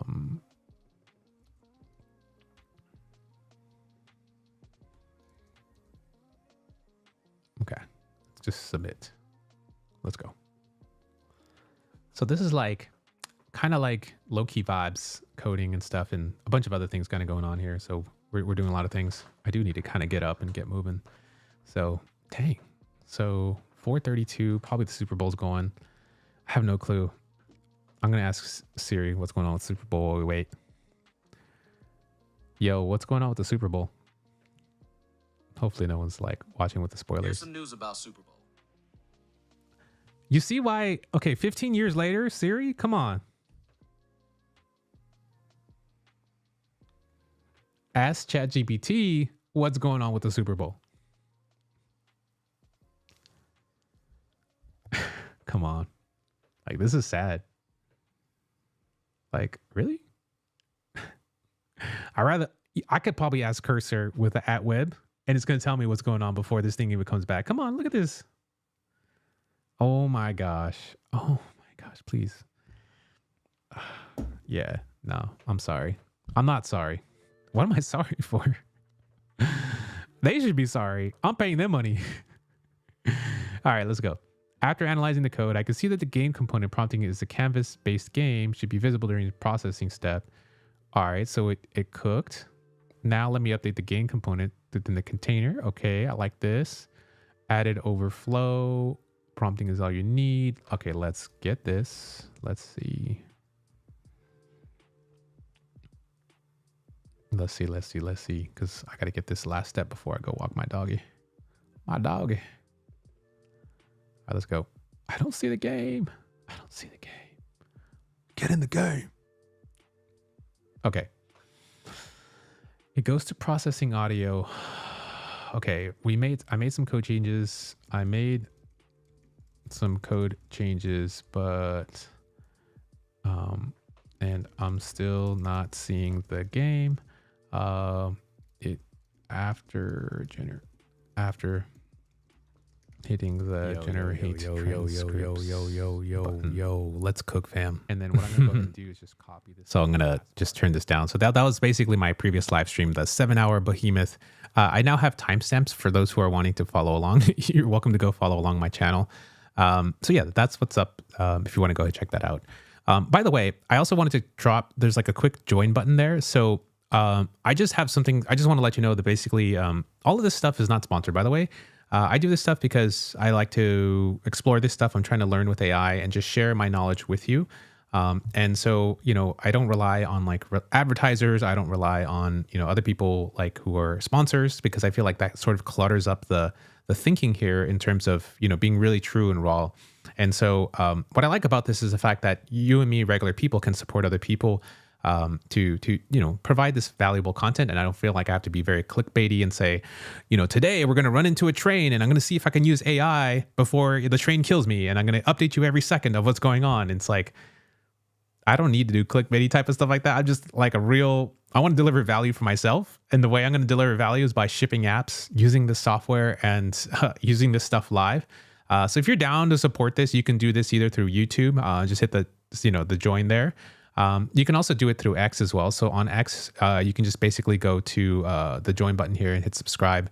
There's a little subscribe icon, and you can be like one of, like, right now we have some subscribers. So in the subscriptions, if you are a subscriber, you can see some of my posts here. Let's see. So I have, right now I have, for my subscribers, I actually have a video about like these AI secrets. So basically I spent like, from that 7-hour live stream, I was able to hire an editor, and they were able to cut up a previous, like that 7-hour live stream, and to kind of drop a whole bunch of knowledge for you for like actual prompting. So in here, I basically compare ChatGPT and Gemini, and then kind of like take you through the workflow of why I chose a specific model there. And then this video is currently available for members only as well on YouTube. So you can do that. I also have access to Cora.computer. So if you're trying to get access to that as well, I can send you a DM if you're a member. Let me know. And then, you'll basically be able to get access to this beautiful email service here that they have. And also, private Discord. So if you're trying to get into the private Discord right now, it's only exclusive to members. So I want to keep this as private as possible. And in my Discord, basically, I have, a bunch of things organized kind of the way that I look at information. So the way that I look at stuff, I'll just kind of give you a quick preview of the Discord before we get back into the swing of things. This is kind of like my little break segment. But basically, I have like a bunch of GitHub repos that I like to star and keep, I have them usually, I star them, but I like to have a certain place, because one of the advantages of Discord is actually search. So you can actually search for certain things in the Discord. So I drop a lot of really cool stuff, different rules and things that I see that are really, really useful for you. I do that as well. I also have some prompting rules and things that are very helpful for people to get associated with that. Design inspiration is really huge for me. So I feel like design is going to be the next big differentiator. So I drop like different GitHub repos. And a lot of this stuff is on my X, but X scrolls through so fast. It's really just hard to kind of keep up, because I have other commentary and people I like to, support and like tell people about. But that kind of gets lost. So like the Discord has been a really good way for me to really kind of keep all my videos and everything all in one shot.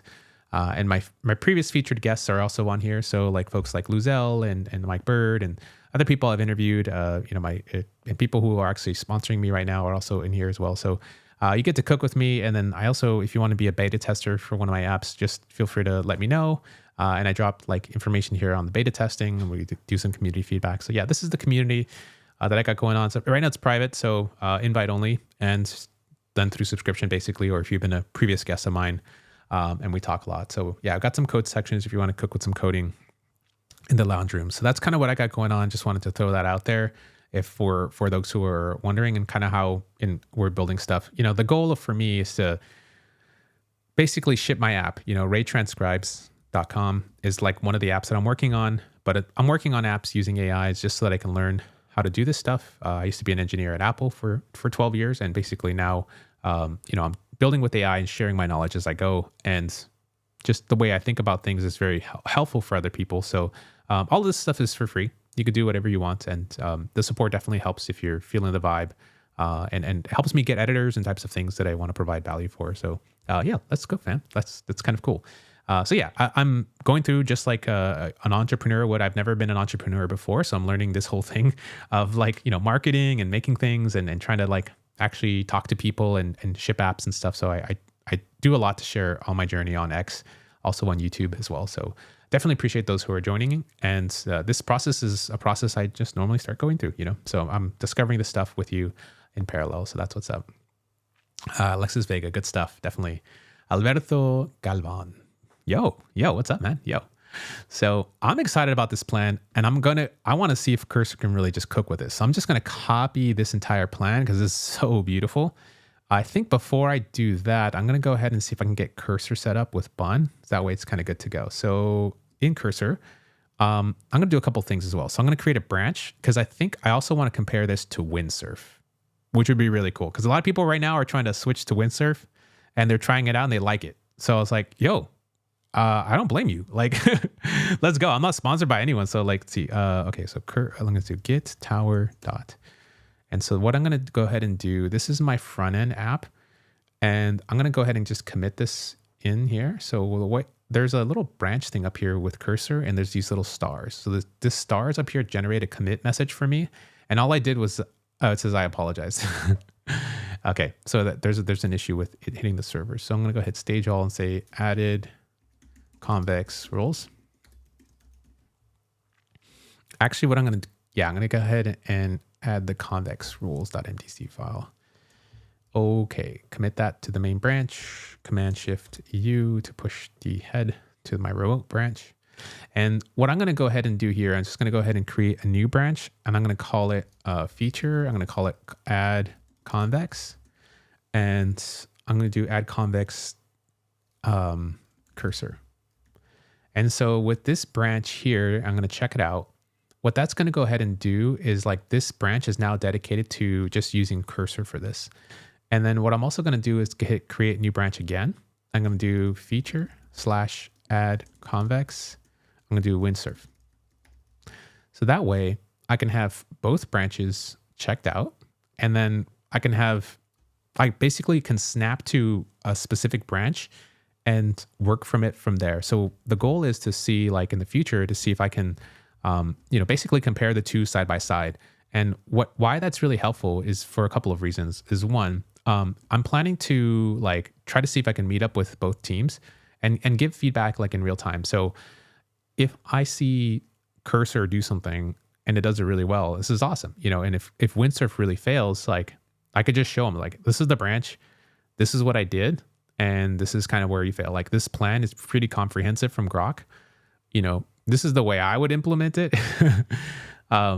If like the goal of all of these companies is to have these agents do this work for you, and they keep getting better and better and better over time. So like having these two set up kind of, go head to head against each other would be kind of fun. So I'm going to snap over to Cursor since we already have this kind of going here. And then I'm going to just go ahead and proceed here. That way I can snap back to anything and not lose any progress. So we're using Git here, and that's kind of a way to do that. So I already published the branch already. I haven't published the branch yet. Okay.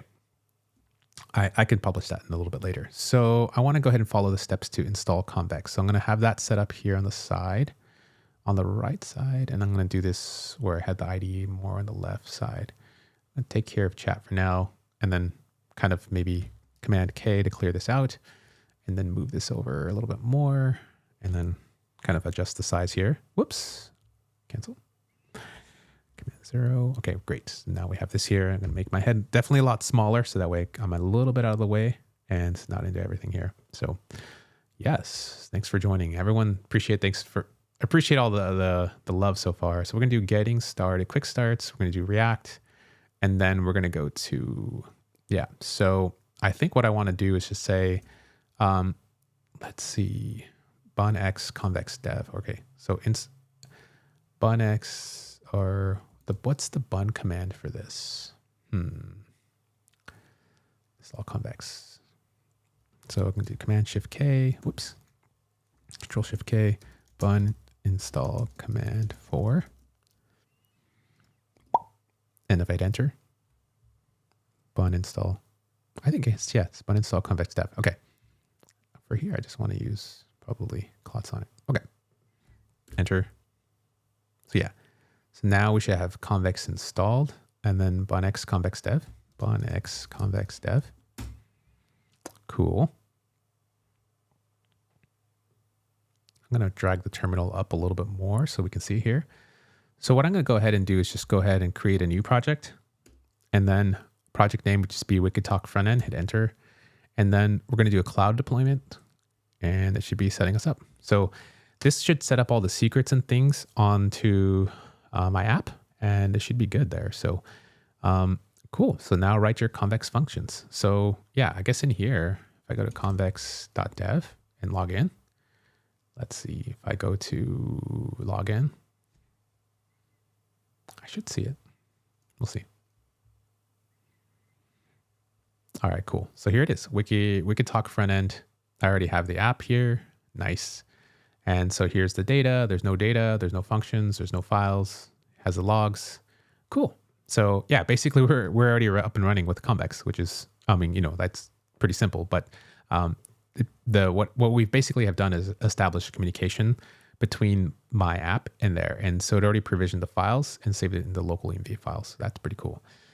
So basically that first step is done. I'm going to go ahead and see if I can just take a look at the Git stuff that's going on so far. So I have the updated Git stuff. This is the stuff that was generated by Convex.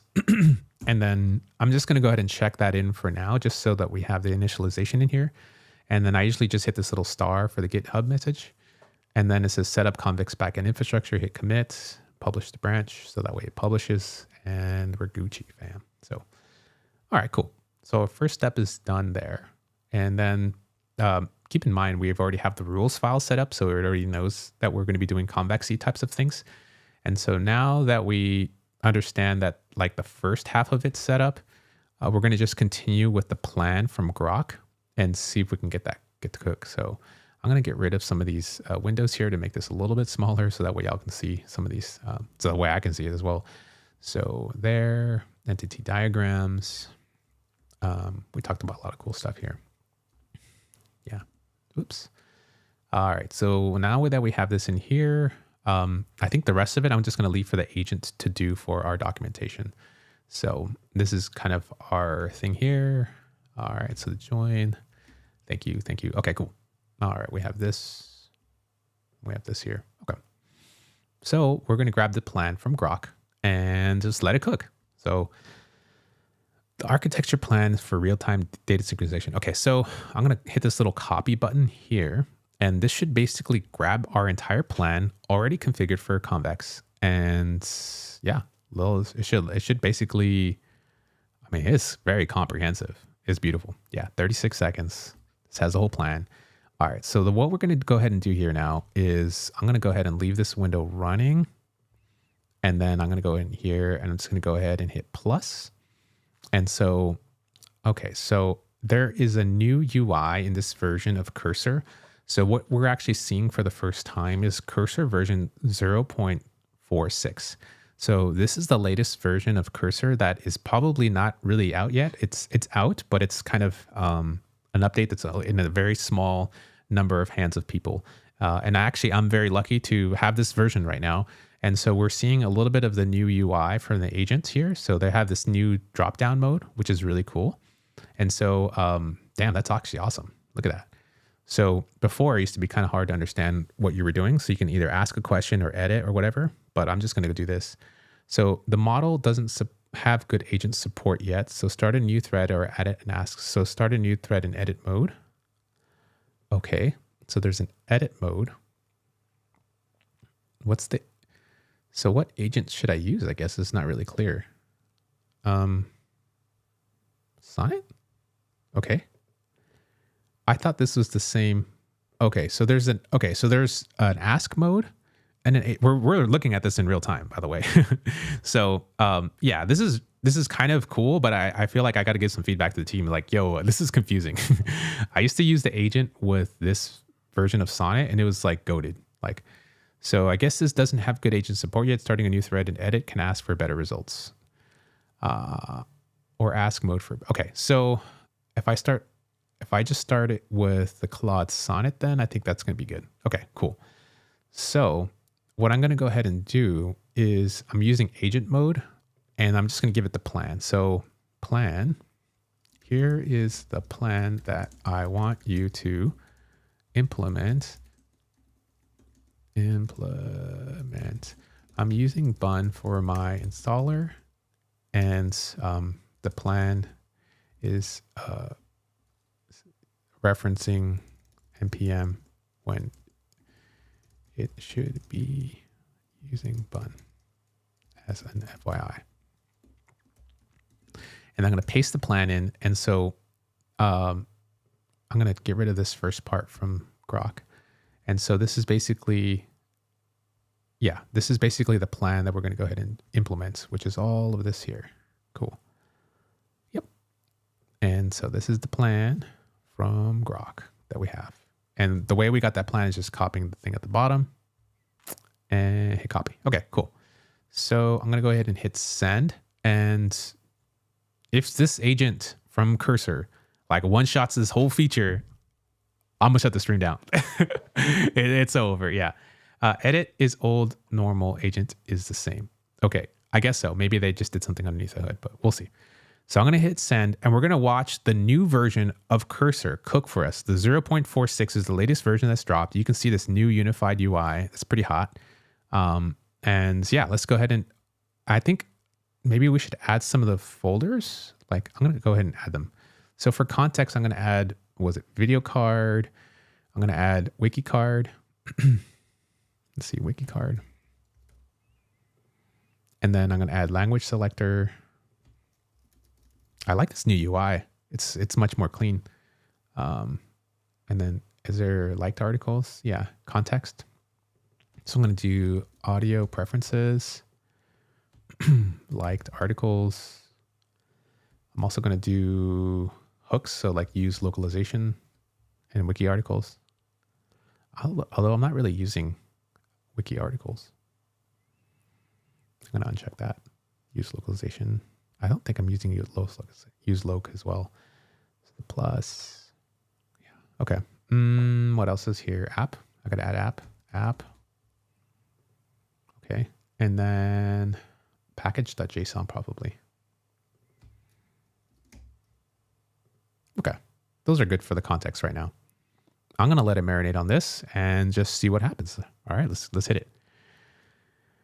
So we're using the Grok 3 plan, putting it into Cursor Composer agent, right? And then just seeing if it can really cook for us. So right now, what it's doing is now generating the plan. I'll help you implement this plan using Bun instead of npm. Let's start by setting up the Convex integration.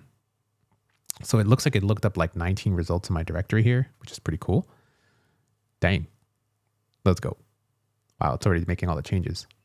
Great, let's start by the integration. So it's doing Bun add Convex. Okay. Now that Bun's installed, we need to restart shells to use it. Let's do that, then install.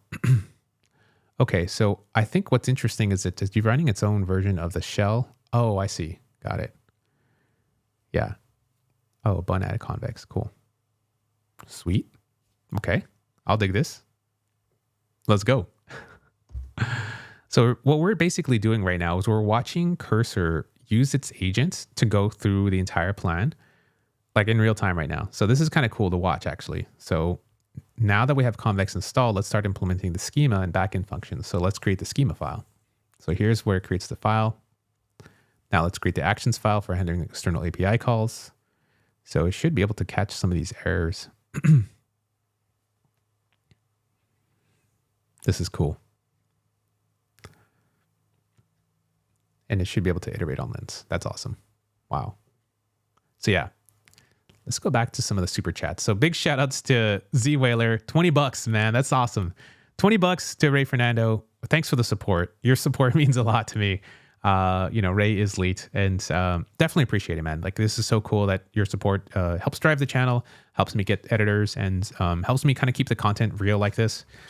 So we can just like actually do some comparisons side by side. So this is really awesome. Yeah, thank you, Zach. Z Whaler. That's what's up. Z Whaler in the chat. Also, big shout outs if you're watching on X. Huge shout out to everyone there who are watching. You can also watch this stream on YouTube and vice versa. Whatever is the easiest platform for you to do this. You can drop some comments and we can feature them just like we do here coming across. So have a bunch of folks coming on from X as well. So yeah, big shout out to everyone as well. Let's see here. So what's going on here in this plan so far? Let's kind of catch up here. All right, so what it's done, it's added Convex. Now let's create an actions file for handling external API calls. Okay, so this is the one that's going to go generate those transcripts. Let's generate the mutations file, this queries file. This is great. Now let's set up Convex provider in the front end. So that's cool. Nice. Now let's create a component for displaying video segments. I think we already have that. Video card or video list. Now let's create a component for adding videos. Oh, that's right. I need to have an add video thing. So we need to initialize Convex project to get the deployment URL. Let's run a Convex CLI. Okay, so it's doing its thing now. This is awesome. Wow. So it's added these files so far. Add video. This is gorgeous. Video list. Nice. Liked articles. Great. See, Convex provider looks pretty good. And then this is my Convex stuff. So I have queries, mutations, fetch video. Okay, this is great. The schemas here for the defined schema. And then if I go to Convex, I should be able to see this on the data side. So here, it already generated the tables for us and stuff. So the Convex CLI, while it's running, basically will automatically generate the tables based off the schema. So as the cursor agent is dropping in schema changes, those automatically get updated up here, which is pretty awesome. So here's the functions. It hasn't published any functions yet because they're all failing to run right now. So that's kind of that there. And what is it doing right now? Now that we have the component for adding videos, it's trying to understand what this error is, which is run after actions or something, which is this type of error. Okay, so this is kind of keeping up in real time. Yeah, this new agent, let's see, generating, what's it doing here? It is going through and generating code somewhere. I don't know where. Okay, that's cool. This is awesome. Yeah. So yeah, what we're doing right now is basically using cursor 0.46, and it's using the new agent mode.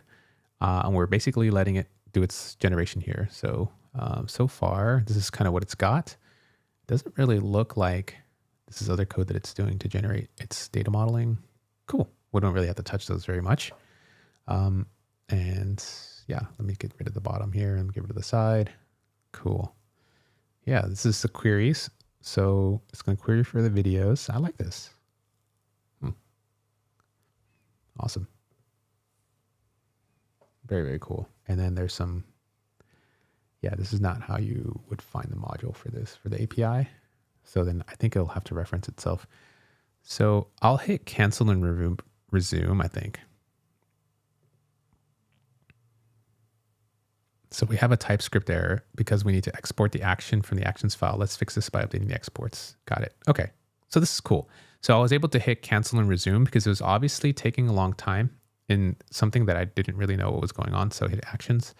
It's going to take me to actions here. So now it's running through and trying to run the server again to see if it can catch those errors and see if it can fix them. So let's see, Bonex Convex dev. Can I just pop out the terminal? Okay.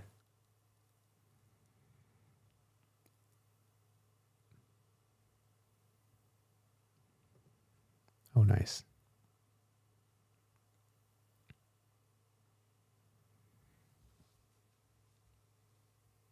This is great. I love watching the agent do its work here.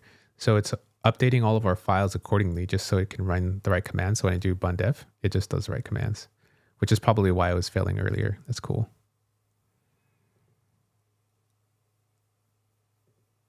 This is awesome. So now we've set up Convex integration with the following components. So the Convex backend is set up with a schema, actions for the external API calls, and then the queries here, and then also the public mutation for the video processing. Great. To complete the setup, you'll need to get your YouTube data API and configure it in your Convex environment variables. And then the next thing here is to fetch transcript, implement the transcript segmentation logic error, and implement LLM processing with process with LLM. Cool. So I should just be able to hit bun run dev and let it cook, right? So bun run dev. Nice. So it hosts, this is great. So it basically combines the scripts together. Wow, this is great. So the bun run dev in one command, let me just go to package.json. I can show you. So in the bun run dev, it spins up the Convex dev server and the Vite front-end app. So you have the backend and the front end basically running, and Cursor did that for us. That's really nice. So would you like me to help you implement any of the remaining parts, such as the YouTube API integration or LLM processing? I think what I might have the agent do is maybe write out some of the detailed steps and plans that it needs to do next into a file so that we can reference that later on. That way it's easier for us to keep track of. And if I need to create a new file or kind of check in on things, I can feed that back into Grok and say, hey, this is based off our plan, and this is our current architecture plan. Here's the remaining features that we have left. And then I can have the architecture draw up a new set of plans and things that we need to do to help us continue finishing out the rest of the plan. So once again, what we did was we started with an architecture plan. It's like, hey, I want to build in this backend database so that way I can actually architect my app. And our architecture for the app looked something like this when we mapped it out. We're like, we want to serve the videos from YouTube. And in order to do that, we need to know what time segments and things for this app to be working correctly. And so the backend is going to do these types of steps. So by doing this out, we gave that to Grok. Grok generated this beautiful plan. Then we made it Convex compatible, and now it's implementing it. So then we're going to, now that's kind of done the next steps to set this up with Convex, we're going to try to just give it the hey, give us the remaining summary of what you think you have left, right? Like kind of like checking in with your friend who writes a bunch of software, like, hey, what do you have left to do? Oh, I have all these things left to do. I think those are very useful so that you can carry those forward in your development process. So I'm kind of doing these kind of step by step, sort of as like a just in case something happens. And then writing it down into your database or into your code base as a markdown file will basically make it portable. So if you hop on another machine or your cursor install messes up, all that chat history that goes away, at least you have something to work off of, and you can start a new chat with Grok and then have it architect with the latest code base. So that's the way I'm kind of thinking about these things, and you may want to think about them in that way as well. That could be very helpful for you. So that's kind of the way I'm rolling here. And so that's this guy here. So what I'm going to go ahead and do is, all of this looks great, except there's still some issues with the actual imports here, but I'm going to go ahead and just check this in real quick, just so that we have something already down on paper. So these are all the different files and stuff that got modified. And then I'm just going to, instead of actually writing a commit message myself, I'm going to let Cursor do that. So in this little window up here, this little, branch tree thing here, there's actually a little message to star. You hit these little stars and it generates a commit message for us. So what's nice is basically going to write a message like add a Convex integration, yada, yada, yada. We're going to spin this up and sync it up. Yeah. Jose, how's it going? Hi. We're cooking today. We're basically adding a backend here with Convex. And we got some Convex rules. We got Grok to generate a whole bunch of stuff. We're taking advantage of that full million token Convex context window. So that's what's up. And so now that we have things running, it says, I think it's erroring out on preventing Convex functions. So I could just do npx, I think it's bunx convex dev.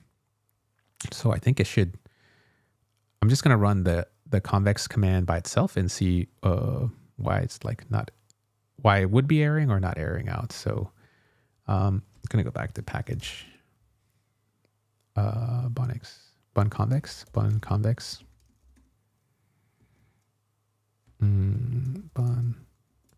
run convex. Oh, I see. I think it's bunx convex dev, I think. Bun run convex. Yeah. All right. Preparing functions. Yeah, I don't know what's going on there. It's just hanging at preparing functions. So I think what I'm going to go ahead and do is to say that, yeah, it's hanging at preparing functions. And let's go ahead and fix the linting errors in that video as well. It is erroring when preparing. Erroring out when preparing functions.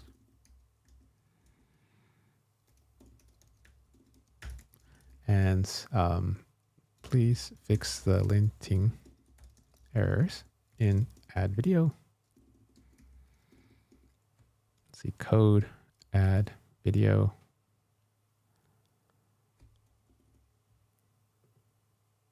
Oh, actually, it's going to be file. Add video. And then video list. Cool. Perfect. What other things are red? We're good. Okay. So I'm going to hit send. So just let the agent do its thing here. Maybe that's kind of why I was hanging before.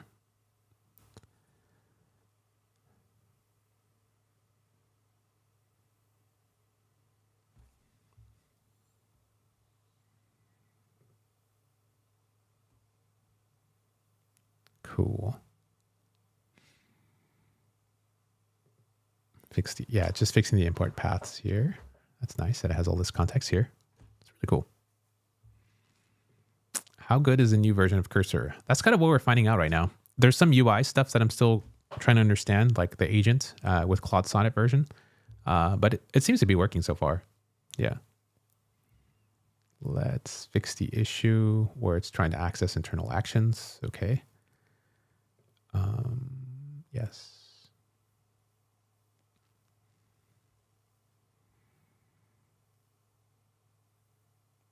Nice.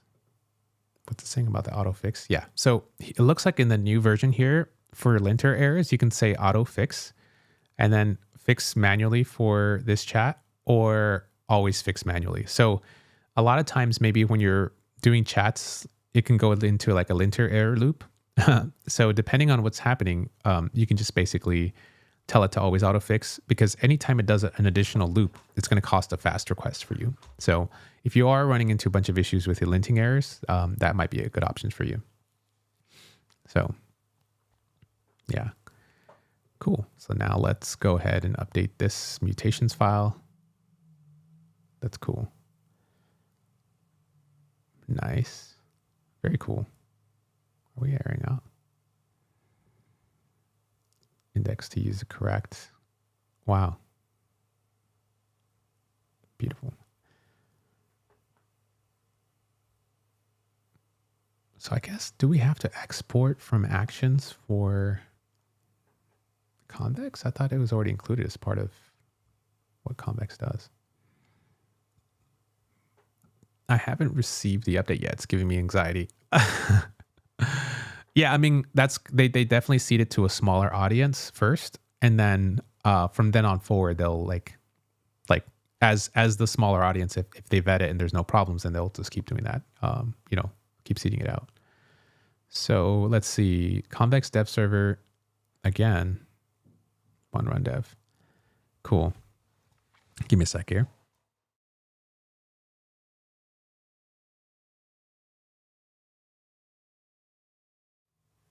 It's cool. Let's see, bun x convex dev. Let's just see if it can run right now. I don't think so, because we got a bunch of errors here. Okay, so display the video segments. I'm having issues with it running. Yeah. Accept all. This doesn't look right. It's declared but never read. Where was it? My actions. Use node. Mutations. video ID. Oh no, actually a lot of the updates look better now. Okay.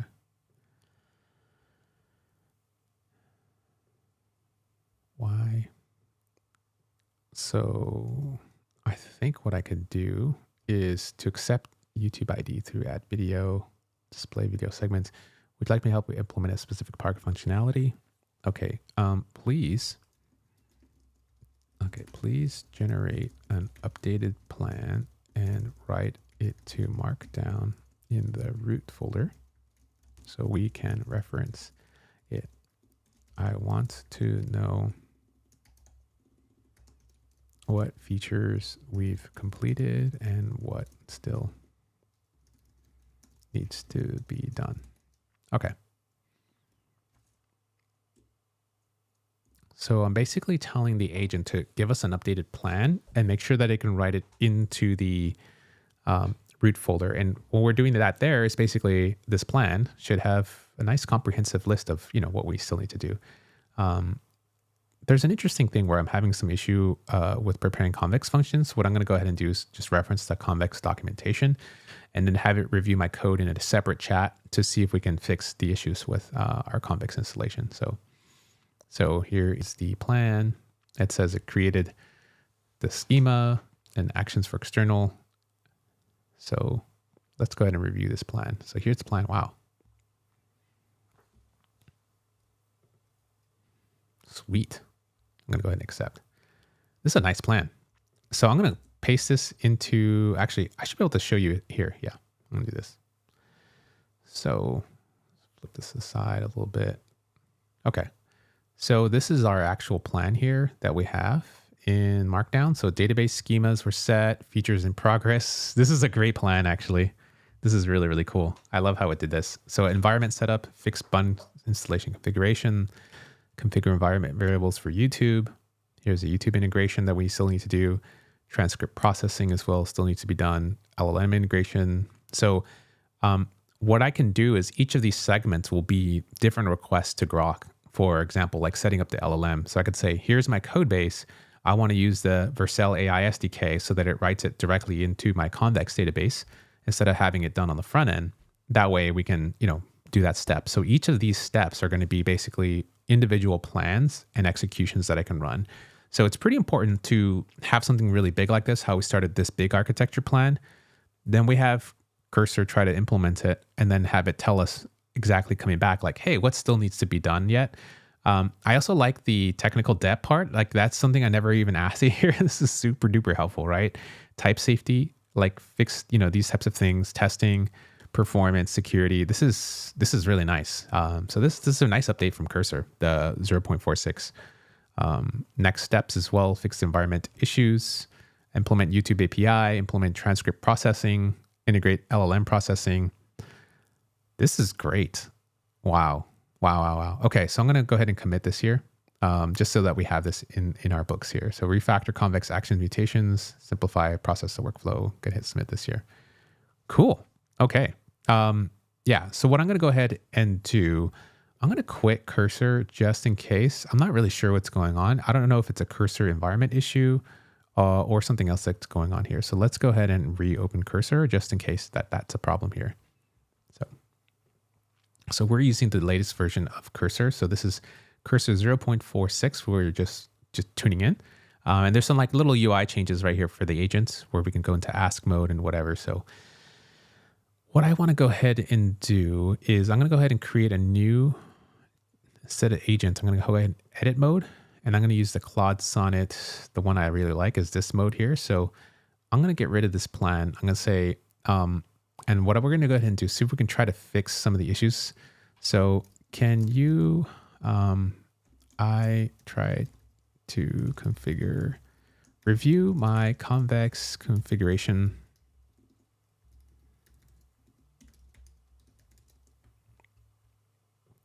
Let's see, bunx Convex dev. Let's see what happens preparing. Oh, yeah. I think it was just, okay, the function's are ready now. Okay, so previously, that's kind of why I restarted the Cursor and then like there's a really weird bug here actually. And so what I had was whenever I ran this command, it would just hang forever. And so that was one of the problems. And so now it should be working and I should have these functions available. Let's go. Let's go.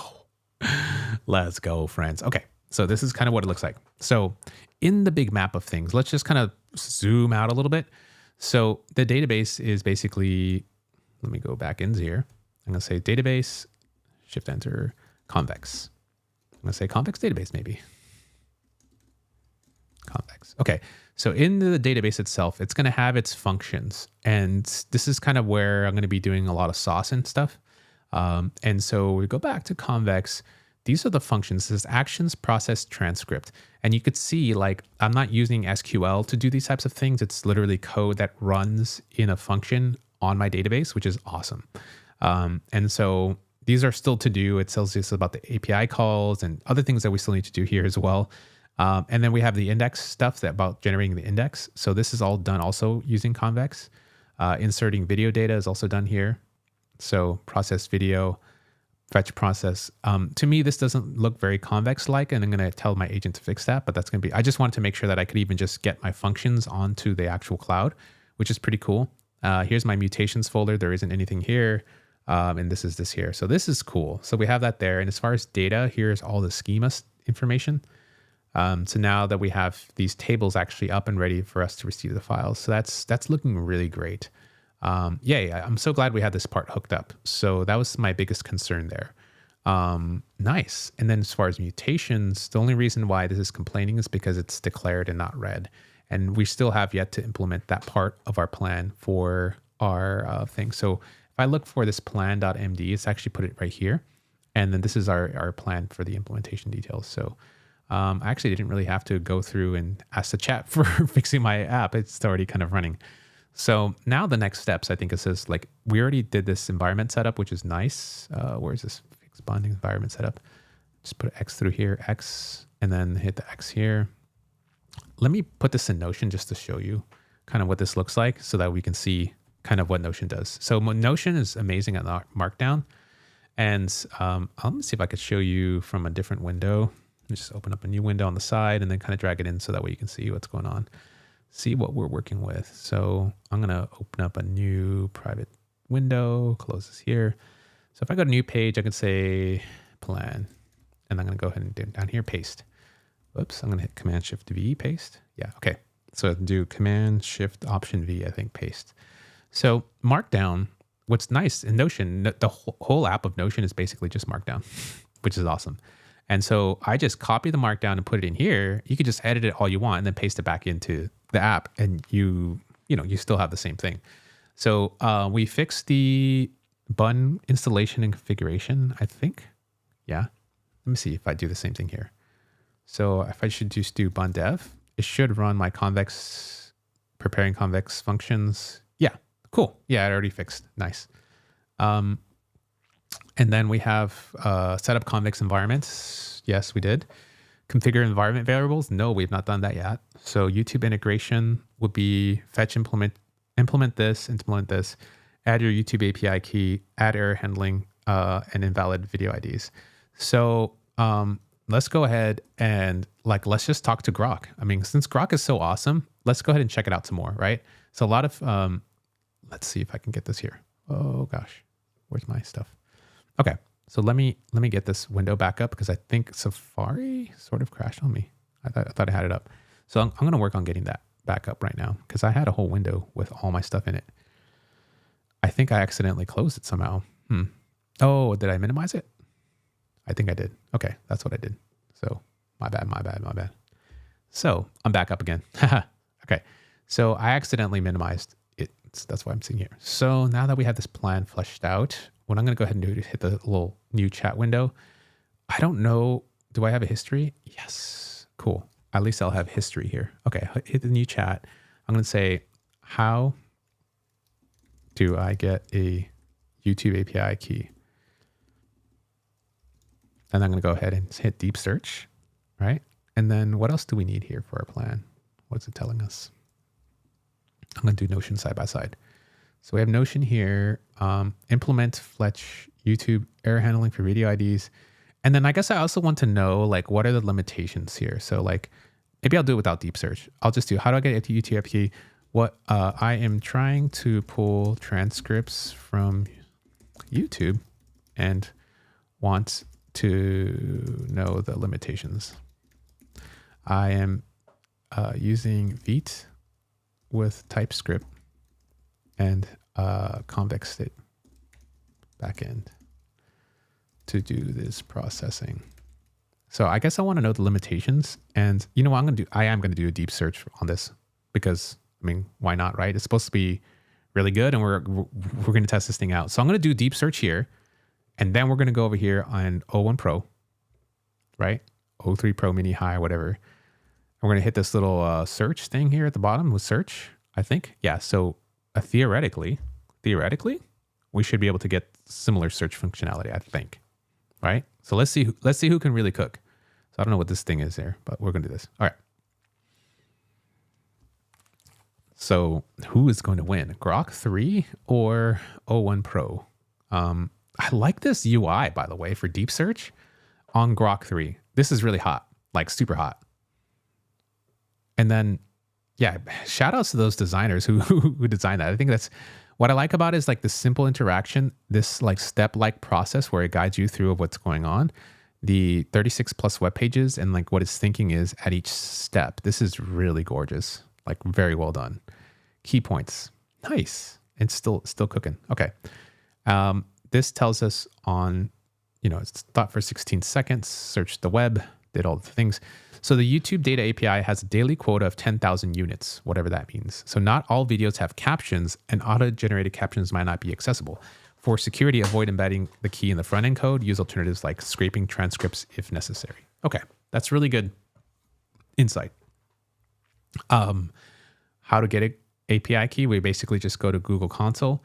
We enable the data API v3, and then we go ahead and create the credentials and then choose the API key.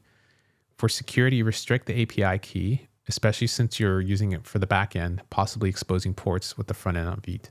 So, okay, that's an interesting. So what we're basically going to do is to prevent the key from leaking. What they're saying here is with my app, I should only allow certain IPs or certain types of entities to talk to my YouTube API key app. So like if my key gets leaked or something happens and you're trying to run my key on your computer, when you're sending that request to Google, it's going to send over your IP and everything. And what Google's going to say is like, hey, let me just look to see if this person actually has permissions to use this key. It's like, hey, we don't recognize that IP address because only, you know, Ray's app from Convex is allowed to run.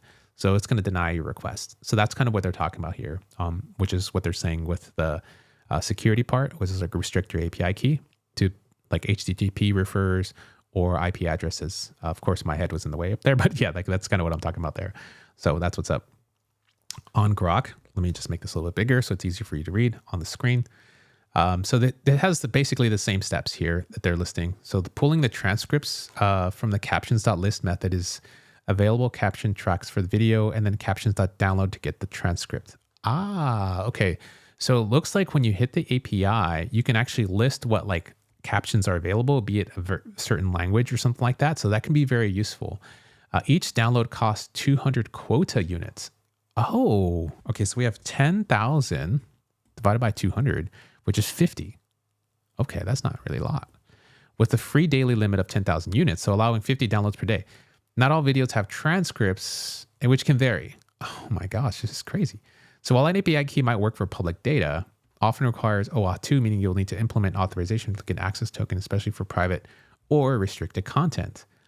Okay, so that's an interesting thing too. So like one of the things is like maybe having the users want to log in to their YouTube account to connect, and then we can use their authorization, I guess, for public data. So like if you want to get a private video, we may have to set something up where we use the OAuth flow, which basically you sign into your YouTube account on the app, and then that'll allow you more access to like private videos or things that you have like that are only available to you, which would be interesting, like member only videos and stuff like that. So that's really cool. I like this plan. To be honest, obtaining your API YouTube key, this is pretty cool. List listing captions, use captions.list. They even give us this code snippet, which is pretty cool. Yeah, Grok 3 is awesome. I like the way that O3 Mini High organized this information, or ChatGPT organized the information for us. So as we can see, it kind of put these nice headings, give this like nice step-by-step overview, but it could just be my instructions that I have to Google, or sorry, to OpenAI, because I have dyslexia. So it's easier for me to skim through things if I have like a header and these bullet points and sub-bullet points. So that's actually part of some of my instructions, is that like, I like to have really complex data. Instead of spitting it out like this, more like this. For me, it's much more readable because I really just skim through a lot of this stuff, and I really have a quick understanding of, you know, the lay of the land before I dig into a lot of details. So I do like this layout from ChatGPT. I'm not going to lie. And I think right here, it doesn't really spell out how many units, like like how much does one request cost, where Grok 3 definitely gave us that details, which I find a little surprising here, is the fact that it didn't give us that. Yeah. Yeah, I was expecting more details from the ChatGPT search, to be honest. Yeah. Just for snaps and giggles, I'm going to try Perplexity, because while we're here already, why don't we just try this as well? So Command V, and I'm going to try this reasoning thing. So let's just see if it's really good. Let's go deep research. Okay. Can I do the deep research thing? Go. Okay. Nice. All right. So we'll see what deep research does for Perplexity and see if it gives us any types of detail, because that would be hot. Like if this gave us a lot of detail, you know, I need to understand which provider is going to give me the best information. So I don't care if it's ChatGPT. I don't care if it's going to be the new Claude Sonnet. I don't care, whatever. We're doing this live. I'm going to do the diligence for you, so that way we understand. So I think it's really cool here. So it's found stuff about the API key, which is great. So get desktop notifications. That's cool, because this can take a little while. So it's searching the Google community and all this really cool stuff. Yo, let's catch up on the comments, man. So where's everyone at? We have 1,400. Let's go. We got 29 people on YouTube. Hit the thumbs up. Definitely appreciate that. If y'all following along, made it this far. We got 1,398 on X. You know, what's popping, fam? Definitely, we got 1,400. Thanks for tuning in. This is like super amazing. We're doing basically a mega code stream. We've been able to compare Grok 3 to OpenAI's O1 Pro, O3 Mini, and like Grok 3 is winning right now. So if you're tuning in, the long story short is Grok 3 has been cooking. It generated a beautiful plan. We've used Cursor to basically start to implement the plan. It's got a really nice overview. Cursor kind of let us know what we still have left to work. I showed you how to integrate basically the Cursor rules so that we can use Convex specifically in the project for our backend. And the backend is going to be doing the processing as we have here. So I showed you kind of a map out. We expanded this map out to do the backend, showing you this different cloud entities of what our app is going to do. So the Wikitalk app right now as a prototype. So this is Wikitalk, for those who aren't familiar, was made by a really awesome developer who I'm going to be chatting with this evening. He basically wanted a way to just have a TikTok style scrolling for Wikipedia. And I thought it was genius. And in my live stream for the 7-hour live stream, I made it so that I was like, why don't we just have one for YouTube? You know, it'd be so cool to just have a 3-hour video instead of waiting for a certain segment, like to know, it would know what segments I want and it just scroll right to them. So if I'm learning about LLMs and tokenization, I could just keep scrolling and it would find the videos and just present the ones that have those right exactly at those timestamps. So that way I can just learn in snippets. And so that's kind of how I started with this whole architecture design. It's like, okay, we should do this. And then we've moved things out to the back end, and Convex is kind of handling the back end side of things. So this sort of is describing these functions that are going to be hitting these different providers to save in the back end and send them over to the front end for these type of listing. And so we got that spun up. We got the data already kind of set up with the schema according to the Grok 3 plan, because that was like the best plan. We got an overview of like the data entities that's given us. So like we discovered that Grok 3 gave us the best like data entity mapping, which was awesome. So like this is kind of the relationships between the videos and the transcript segments and the data. And this was, we went a little bit over with prompting at the beginning with the system instructions with the playground. So that way we can feed it a transcript and get the nice like topics and different themes that we want there. And so that actual prompt is on rayfernando.ai. And on rayfernando.ai in the live stream segment here, I went over like how you use the little star button in here. So if you go to system prompt, you hit generate, it's going to generate a beautiful markdown prompt based off of like just this, type of request. So here's the refined prompt, and the refined prompt looks really nice with examples. And so our database schema was mapped off of this trial run that we did with Google Gemini and ChatGPT. So we gave it the output and say, okay, this is a really good output. And now I want you to map the database, with what I'm going to get back from an LLM. So we did a whole lot in the last, in my previous stream, but also with this stream and setting this stuff up. So this is a pretty big process, but it's kind of cool that we're walking through this and just kind of giving you an update of where we're at right now with everything that's been going on, because there's a lot's been happening. And I just, as people are tuning in, our goal is to have this basically like learning type of thing where it goes right to the exact spot that you want to learn from. So taking our power back as humans to, teach ourselves, because we're going to need to learn how to use AI more and more. And why not have AI teach us how to use AI? You know what I mean? So Perplexity should be done by now, I hope. If not, y'all chilling. Okay, cool. So Perplexity says, this is a nice guide. So this is Perplexity's deep search. I don't have their premium anymore. I let mine expire, but they gave me a little sample here. So this is looking pretty good. They're trying to see if it can entice me to go back. I don't know. Would you go back? Are you signed up for the premium, by the way, on Perplexity? Let me know. Are you liking it so far? Is it actually useful? I'm comparing it right now to Grok 3 and OpenAI's o1 Pro. And we're seeing project organization, API enablement. Okay.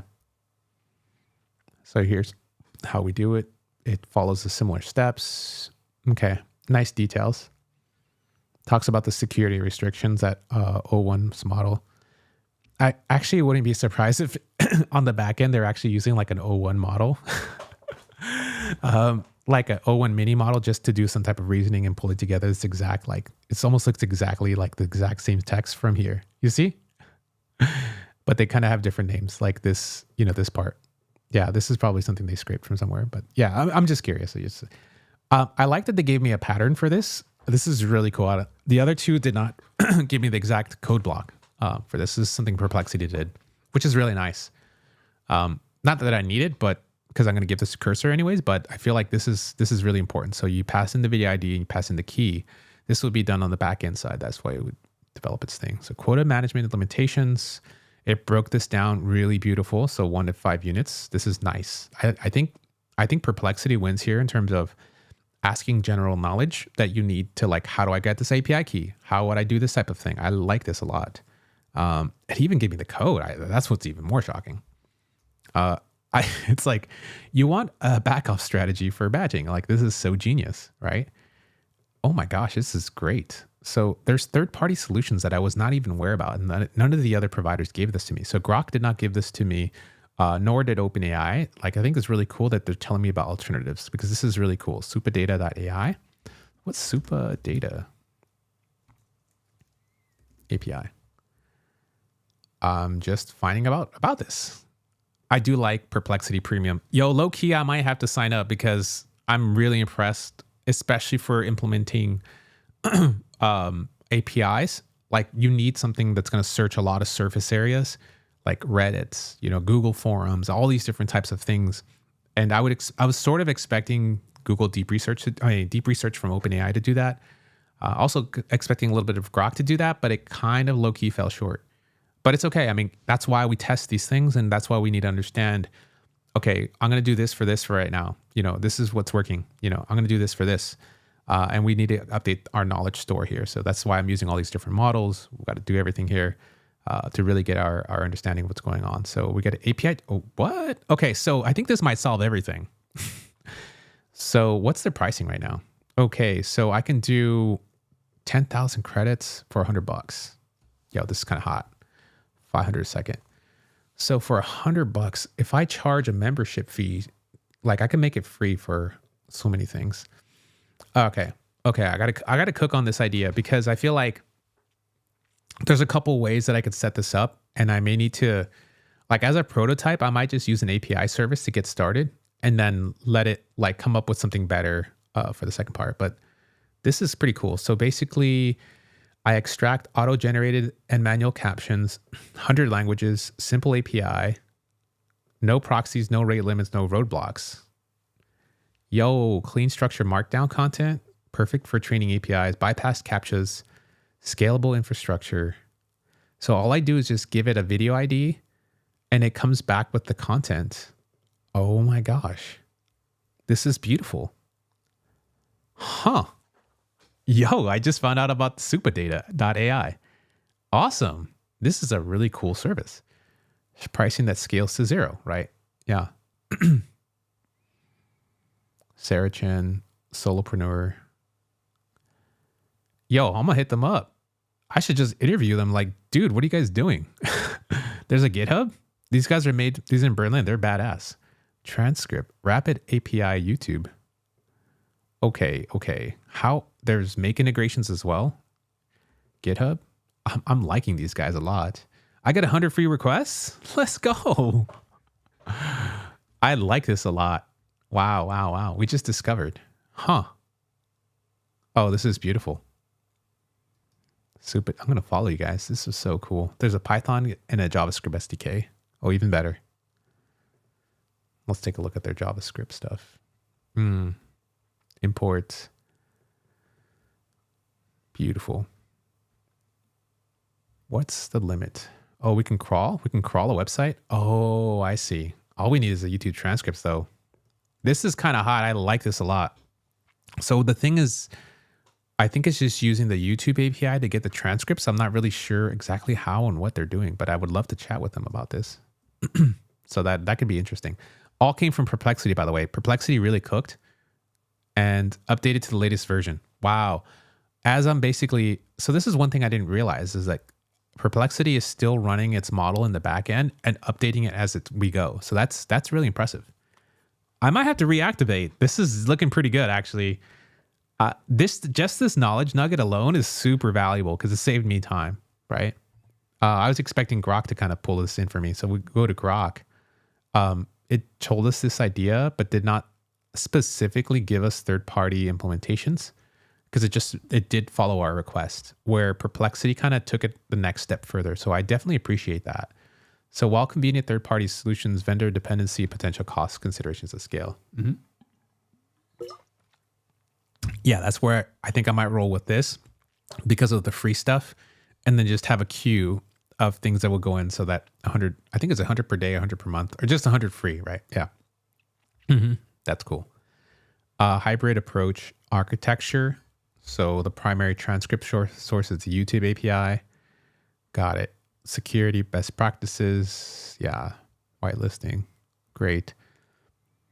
Bulk processor. Dude. Oh my God. So I could do NLP.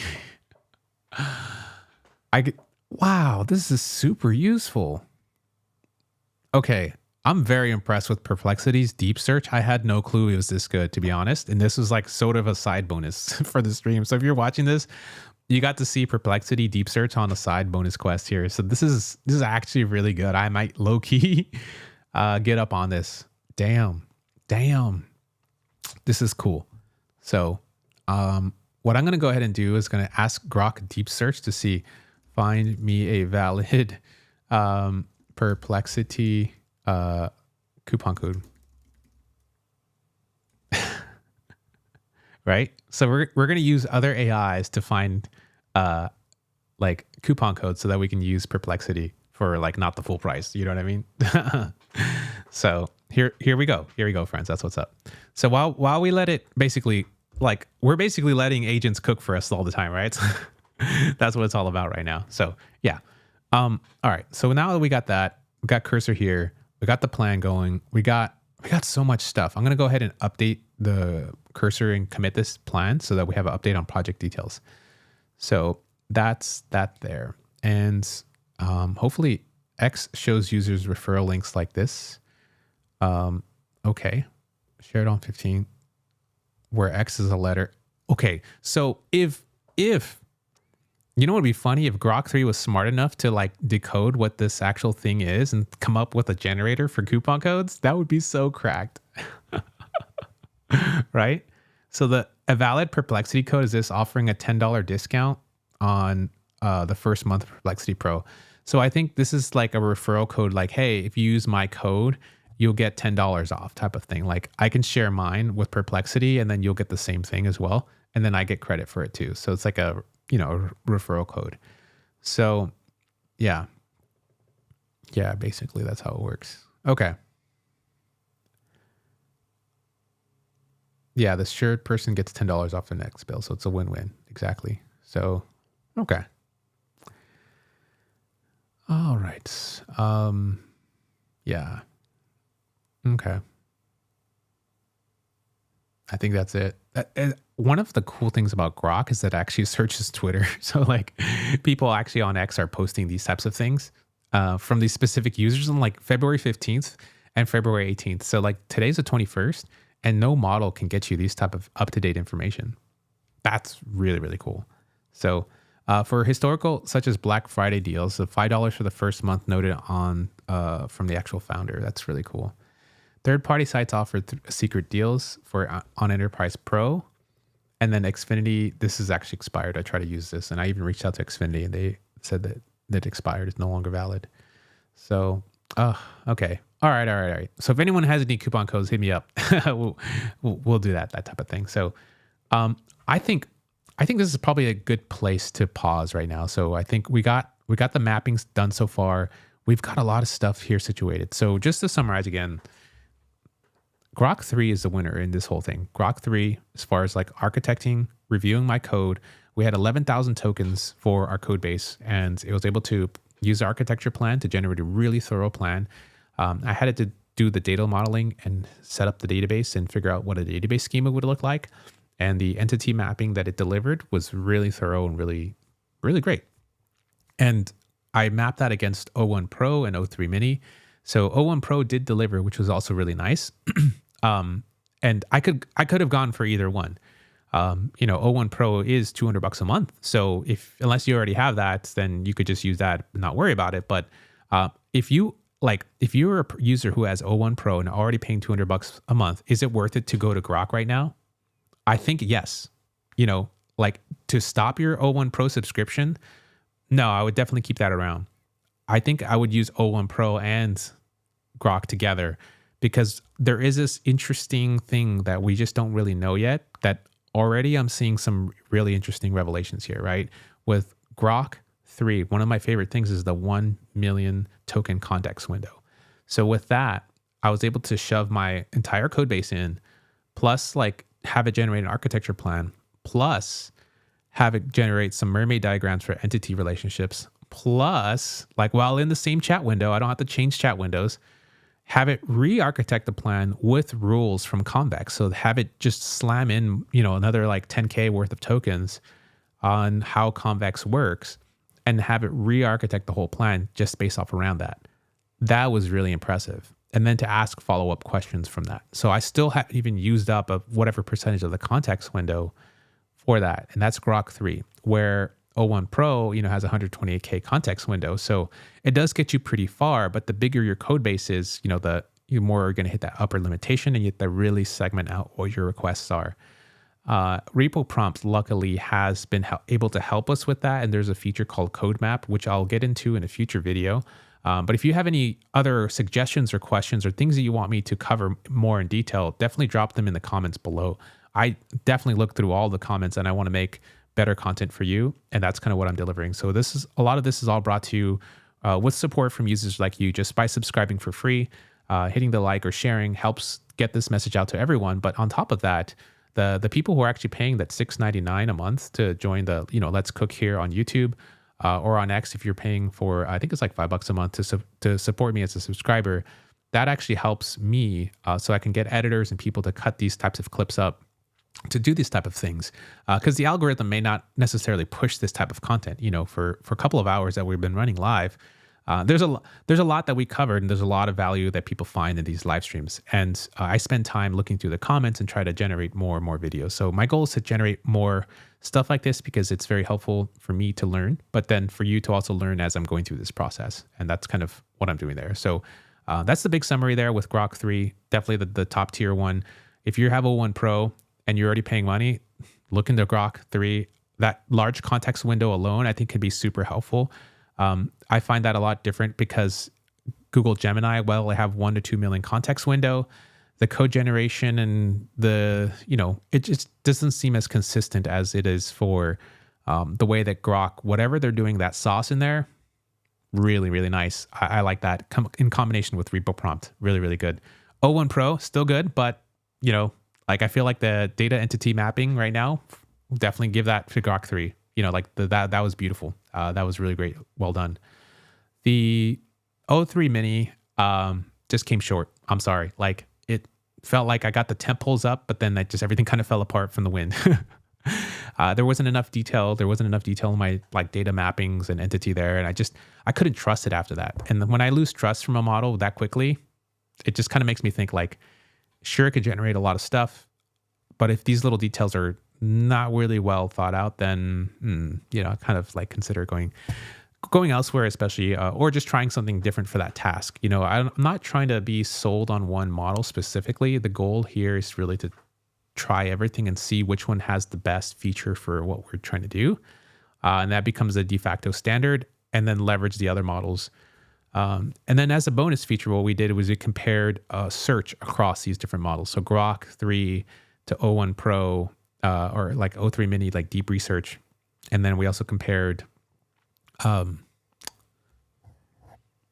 wasn't deep research, sorry.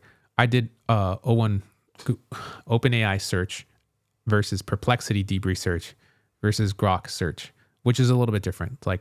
So the deep research kind of two that I compared were basically Grok and Perplexity, versus OpenAI just did search, just regular search. I didn't do a deep research type of thing because I didn't feel like I need to.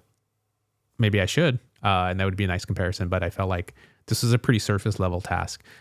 Where Perplexity really surprised me compared to Grok in the search space or the deep research space is the fact that Perplexity took the extra mile to offer and look for third-party services, and it brought me to a service that I was not really aware of, and that was called Superdata. So Superdata is something that we can start to look into as far as APIs for YouTube to get structured data. So that would be really, really interesting. I definitely want to look into it, especially for prototyping or different projects and stuff. So that's going to be all that there. So yeah, just summarizing that up. Make sure you follow rayfernando.ai. Definitely check that out. That's where I got my little newsletter. Go ahead and sign up. I get you once a week or so. Gonna send video updates and news and developments of stuff that's going on. So that's what I got. That's there. Feel free to drop an email. That's how we can have this conversation. Whatever stuff and topics you want to take a look at. That's what it is. x.com/rayfernando1337. That is my primary ways of posting, and it's kind of how I got started there. Follow along. I got a lot of really good sauce in here. A lot of people who follow and participate, which is really awesome. And then we also have youtube.com/rayfernando1337. So this is my main channel. And just want to also promote, for the people who do support me and who do join, what you'll also get access to, I don't post this up there, but you actually can send me a DM, and then I'll get you access to my Discord. So I have a private Discord that I have running, and in my private Discord I have all my stuff for GitHub repos and other sauce of things that I like to have on here. So things that I find really interesting. Sometimes it's really hard for me to chase down my GitHub stars, also LLM prompts and things. I also have design inspiration. So this is kind of where I talk about, hey, this is good design. Maybe you want to take a look at some of this cool stuff to get inspired. So I have those resources there. I also have stuff for the folks who are in the MVPs, who are paid subscribers. This is a private Discord, so I don't let anyone in. You'll get beta testing to my apps as well. So there's a lot that's kind of going on there for those who want to join. I definitely appreciate everyone who's been able to join so far and help support me and kind of keep this thing afloat. I really appreciate that. So without further ado, I'm going to go ahead and continue. I am going to be at a hackathon basically this weekend. So there's the A16Z hackathon with 11 Labs. And basically, you're going to be able to use some voice agents. So there's a worldwide hackathon. I'll say audio off. And what we're going to go ahead and do is like, it's going to be taking place in San Francisco, and there's going to be some prizes and stuff. And they just announced some of the judges. So they have Guillermo Orange, they have James, Brian, some of these other folks who are going to be there to judge some of those things. They're sponsors as well. It's a massive hackathon. It's actually worldwide. So you can still participate, even though if it's not in public. And the focus is going to be on AI agents. So before I go, I have to show you my latest 11 Labs voice thing that I have for my app. So for Ray Transcribes, I do need to show you this because, yeah, this always happens at the end, by the way. Every time I try to close it down, I end up doing this. So if you missed today's stream, you can catch the video on demand. Tested Grok, tested OpenAI O1 Pro. Grok was clearly the winner, so that was really awesome. So yeah, so here's my agent. I use Claude Sonnet to help me generate some analysis and help me generate like the system prompt that I need to capture feedback from my app, because a lot of people like to chat with an AI as opposed to doing the thing there. And so the analysis here was really cool. So you can actually feed it in like prompt criteria, and it will tell you like, it'll look for engagement level and like the feedback quality as well after the call is done. And also like give me like a priority request. So something like this for like my call history this is how it went down basically. Hi, I'm here to hear about your experience with Ray Transcribes. Hi, everything's been going okay, but I do have a problem. Sometimes the videos don't go through. Okay, this is me I testing it understand. out, by the way. Can you tell me more about what happens when the videos don't go through? When I drag it, it just kind of stops, or it just doesn't really work. And then I try again, it keeps failing. Thanks for sharing that. So the video gets stuck when you try to upload it, and it keeps failing even if you try again? Yes. Okay, I'll make a note of that. Is there anything else you'd like to share about your experience? No, thanks. Thanks for your feedback. I appreciate you taking the time to share your experience. Yeah. So basically what happens here is after the call is done, it gives an evaluation criteria based off of those prompts that I gave it. And it tells me about there's a failure in the engagement level, the feedback quality. It did collect the feedback. And then the priority quest is like improve video upon reliability. And then the feedback category was a technical issue. So it shows that this person called and had a technical issue. And their sentiment was frustration. And it actually describes what the technical issue is. So the user mentioned they have technical problems, that sometimes the videos don't go through when I drag it, and it elaborated there. And then the feature satisfaction. So based on the conversation, it rates the conversation of like how my interaction went. So like the agent is doing this. This is all from the 11 Labs side. And so it has the transcription data, which is really, really cool. And this is kind of why I want to start testing out 11 Labs. It's like, oh, this is really awesome. I'm not sponsored by any of these people, but I test this stuff out because I've been hearing a lot about it, and I want to see, is this really as good as it is? So the fact that I don't have to code this up, without code, I could just add criteria or add items for data collection and describe the data that I want to collect from the phone call is really, really cool. And it's just super helpful. There is also ways to just add some type of probing, and I'm still trying to figure out what that looks like. But I want to make a dedicated video for this on how to do these type of agents, because this is really, really helpful just for my customer feedback for my app. So the goal is to basically embed this type of agent in my app so that people, instead of typing in feedback, they could just talk with the agent.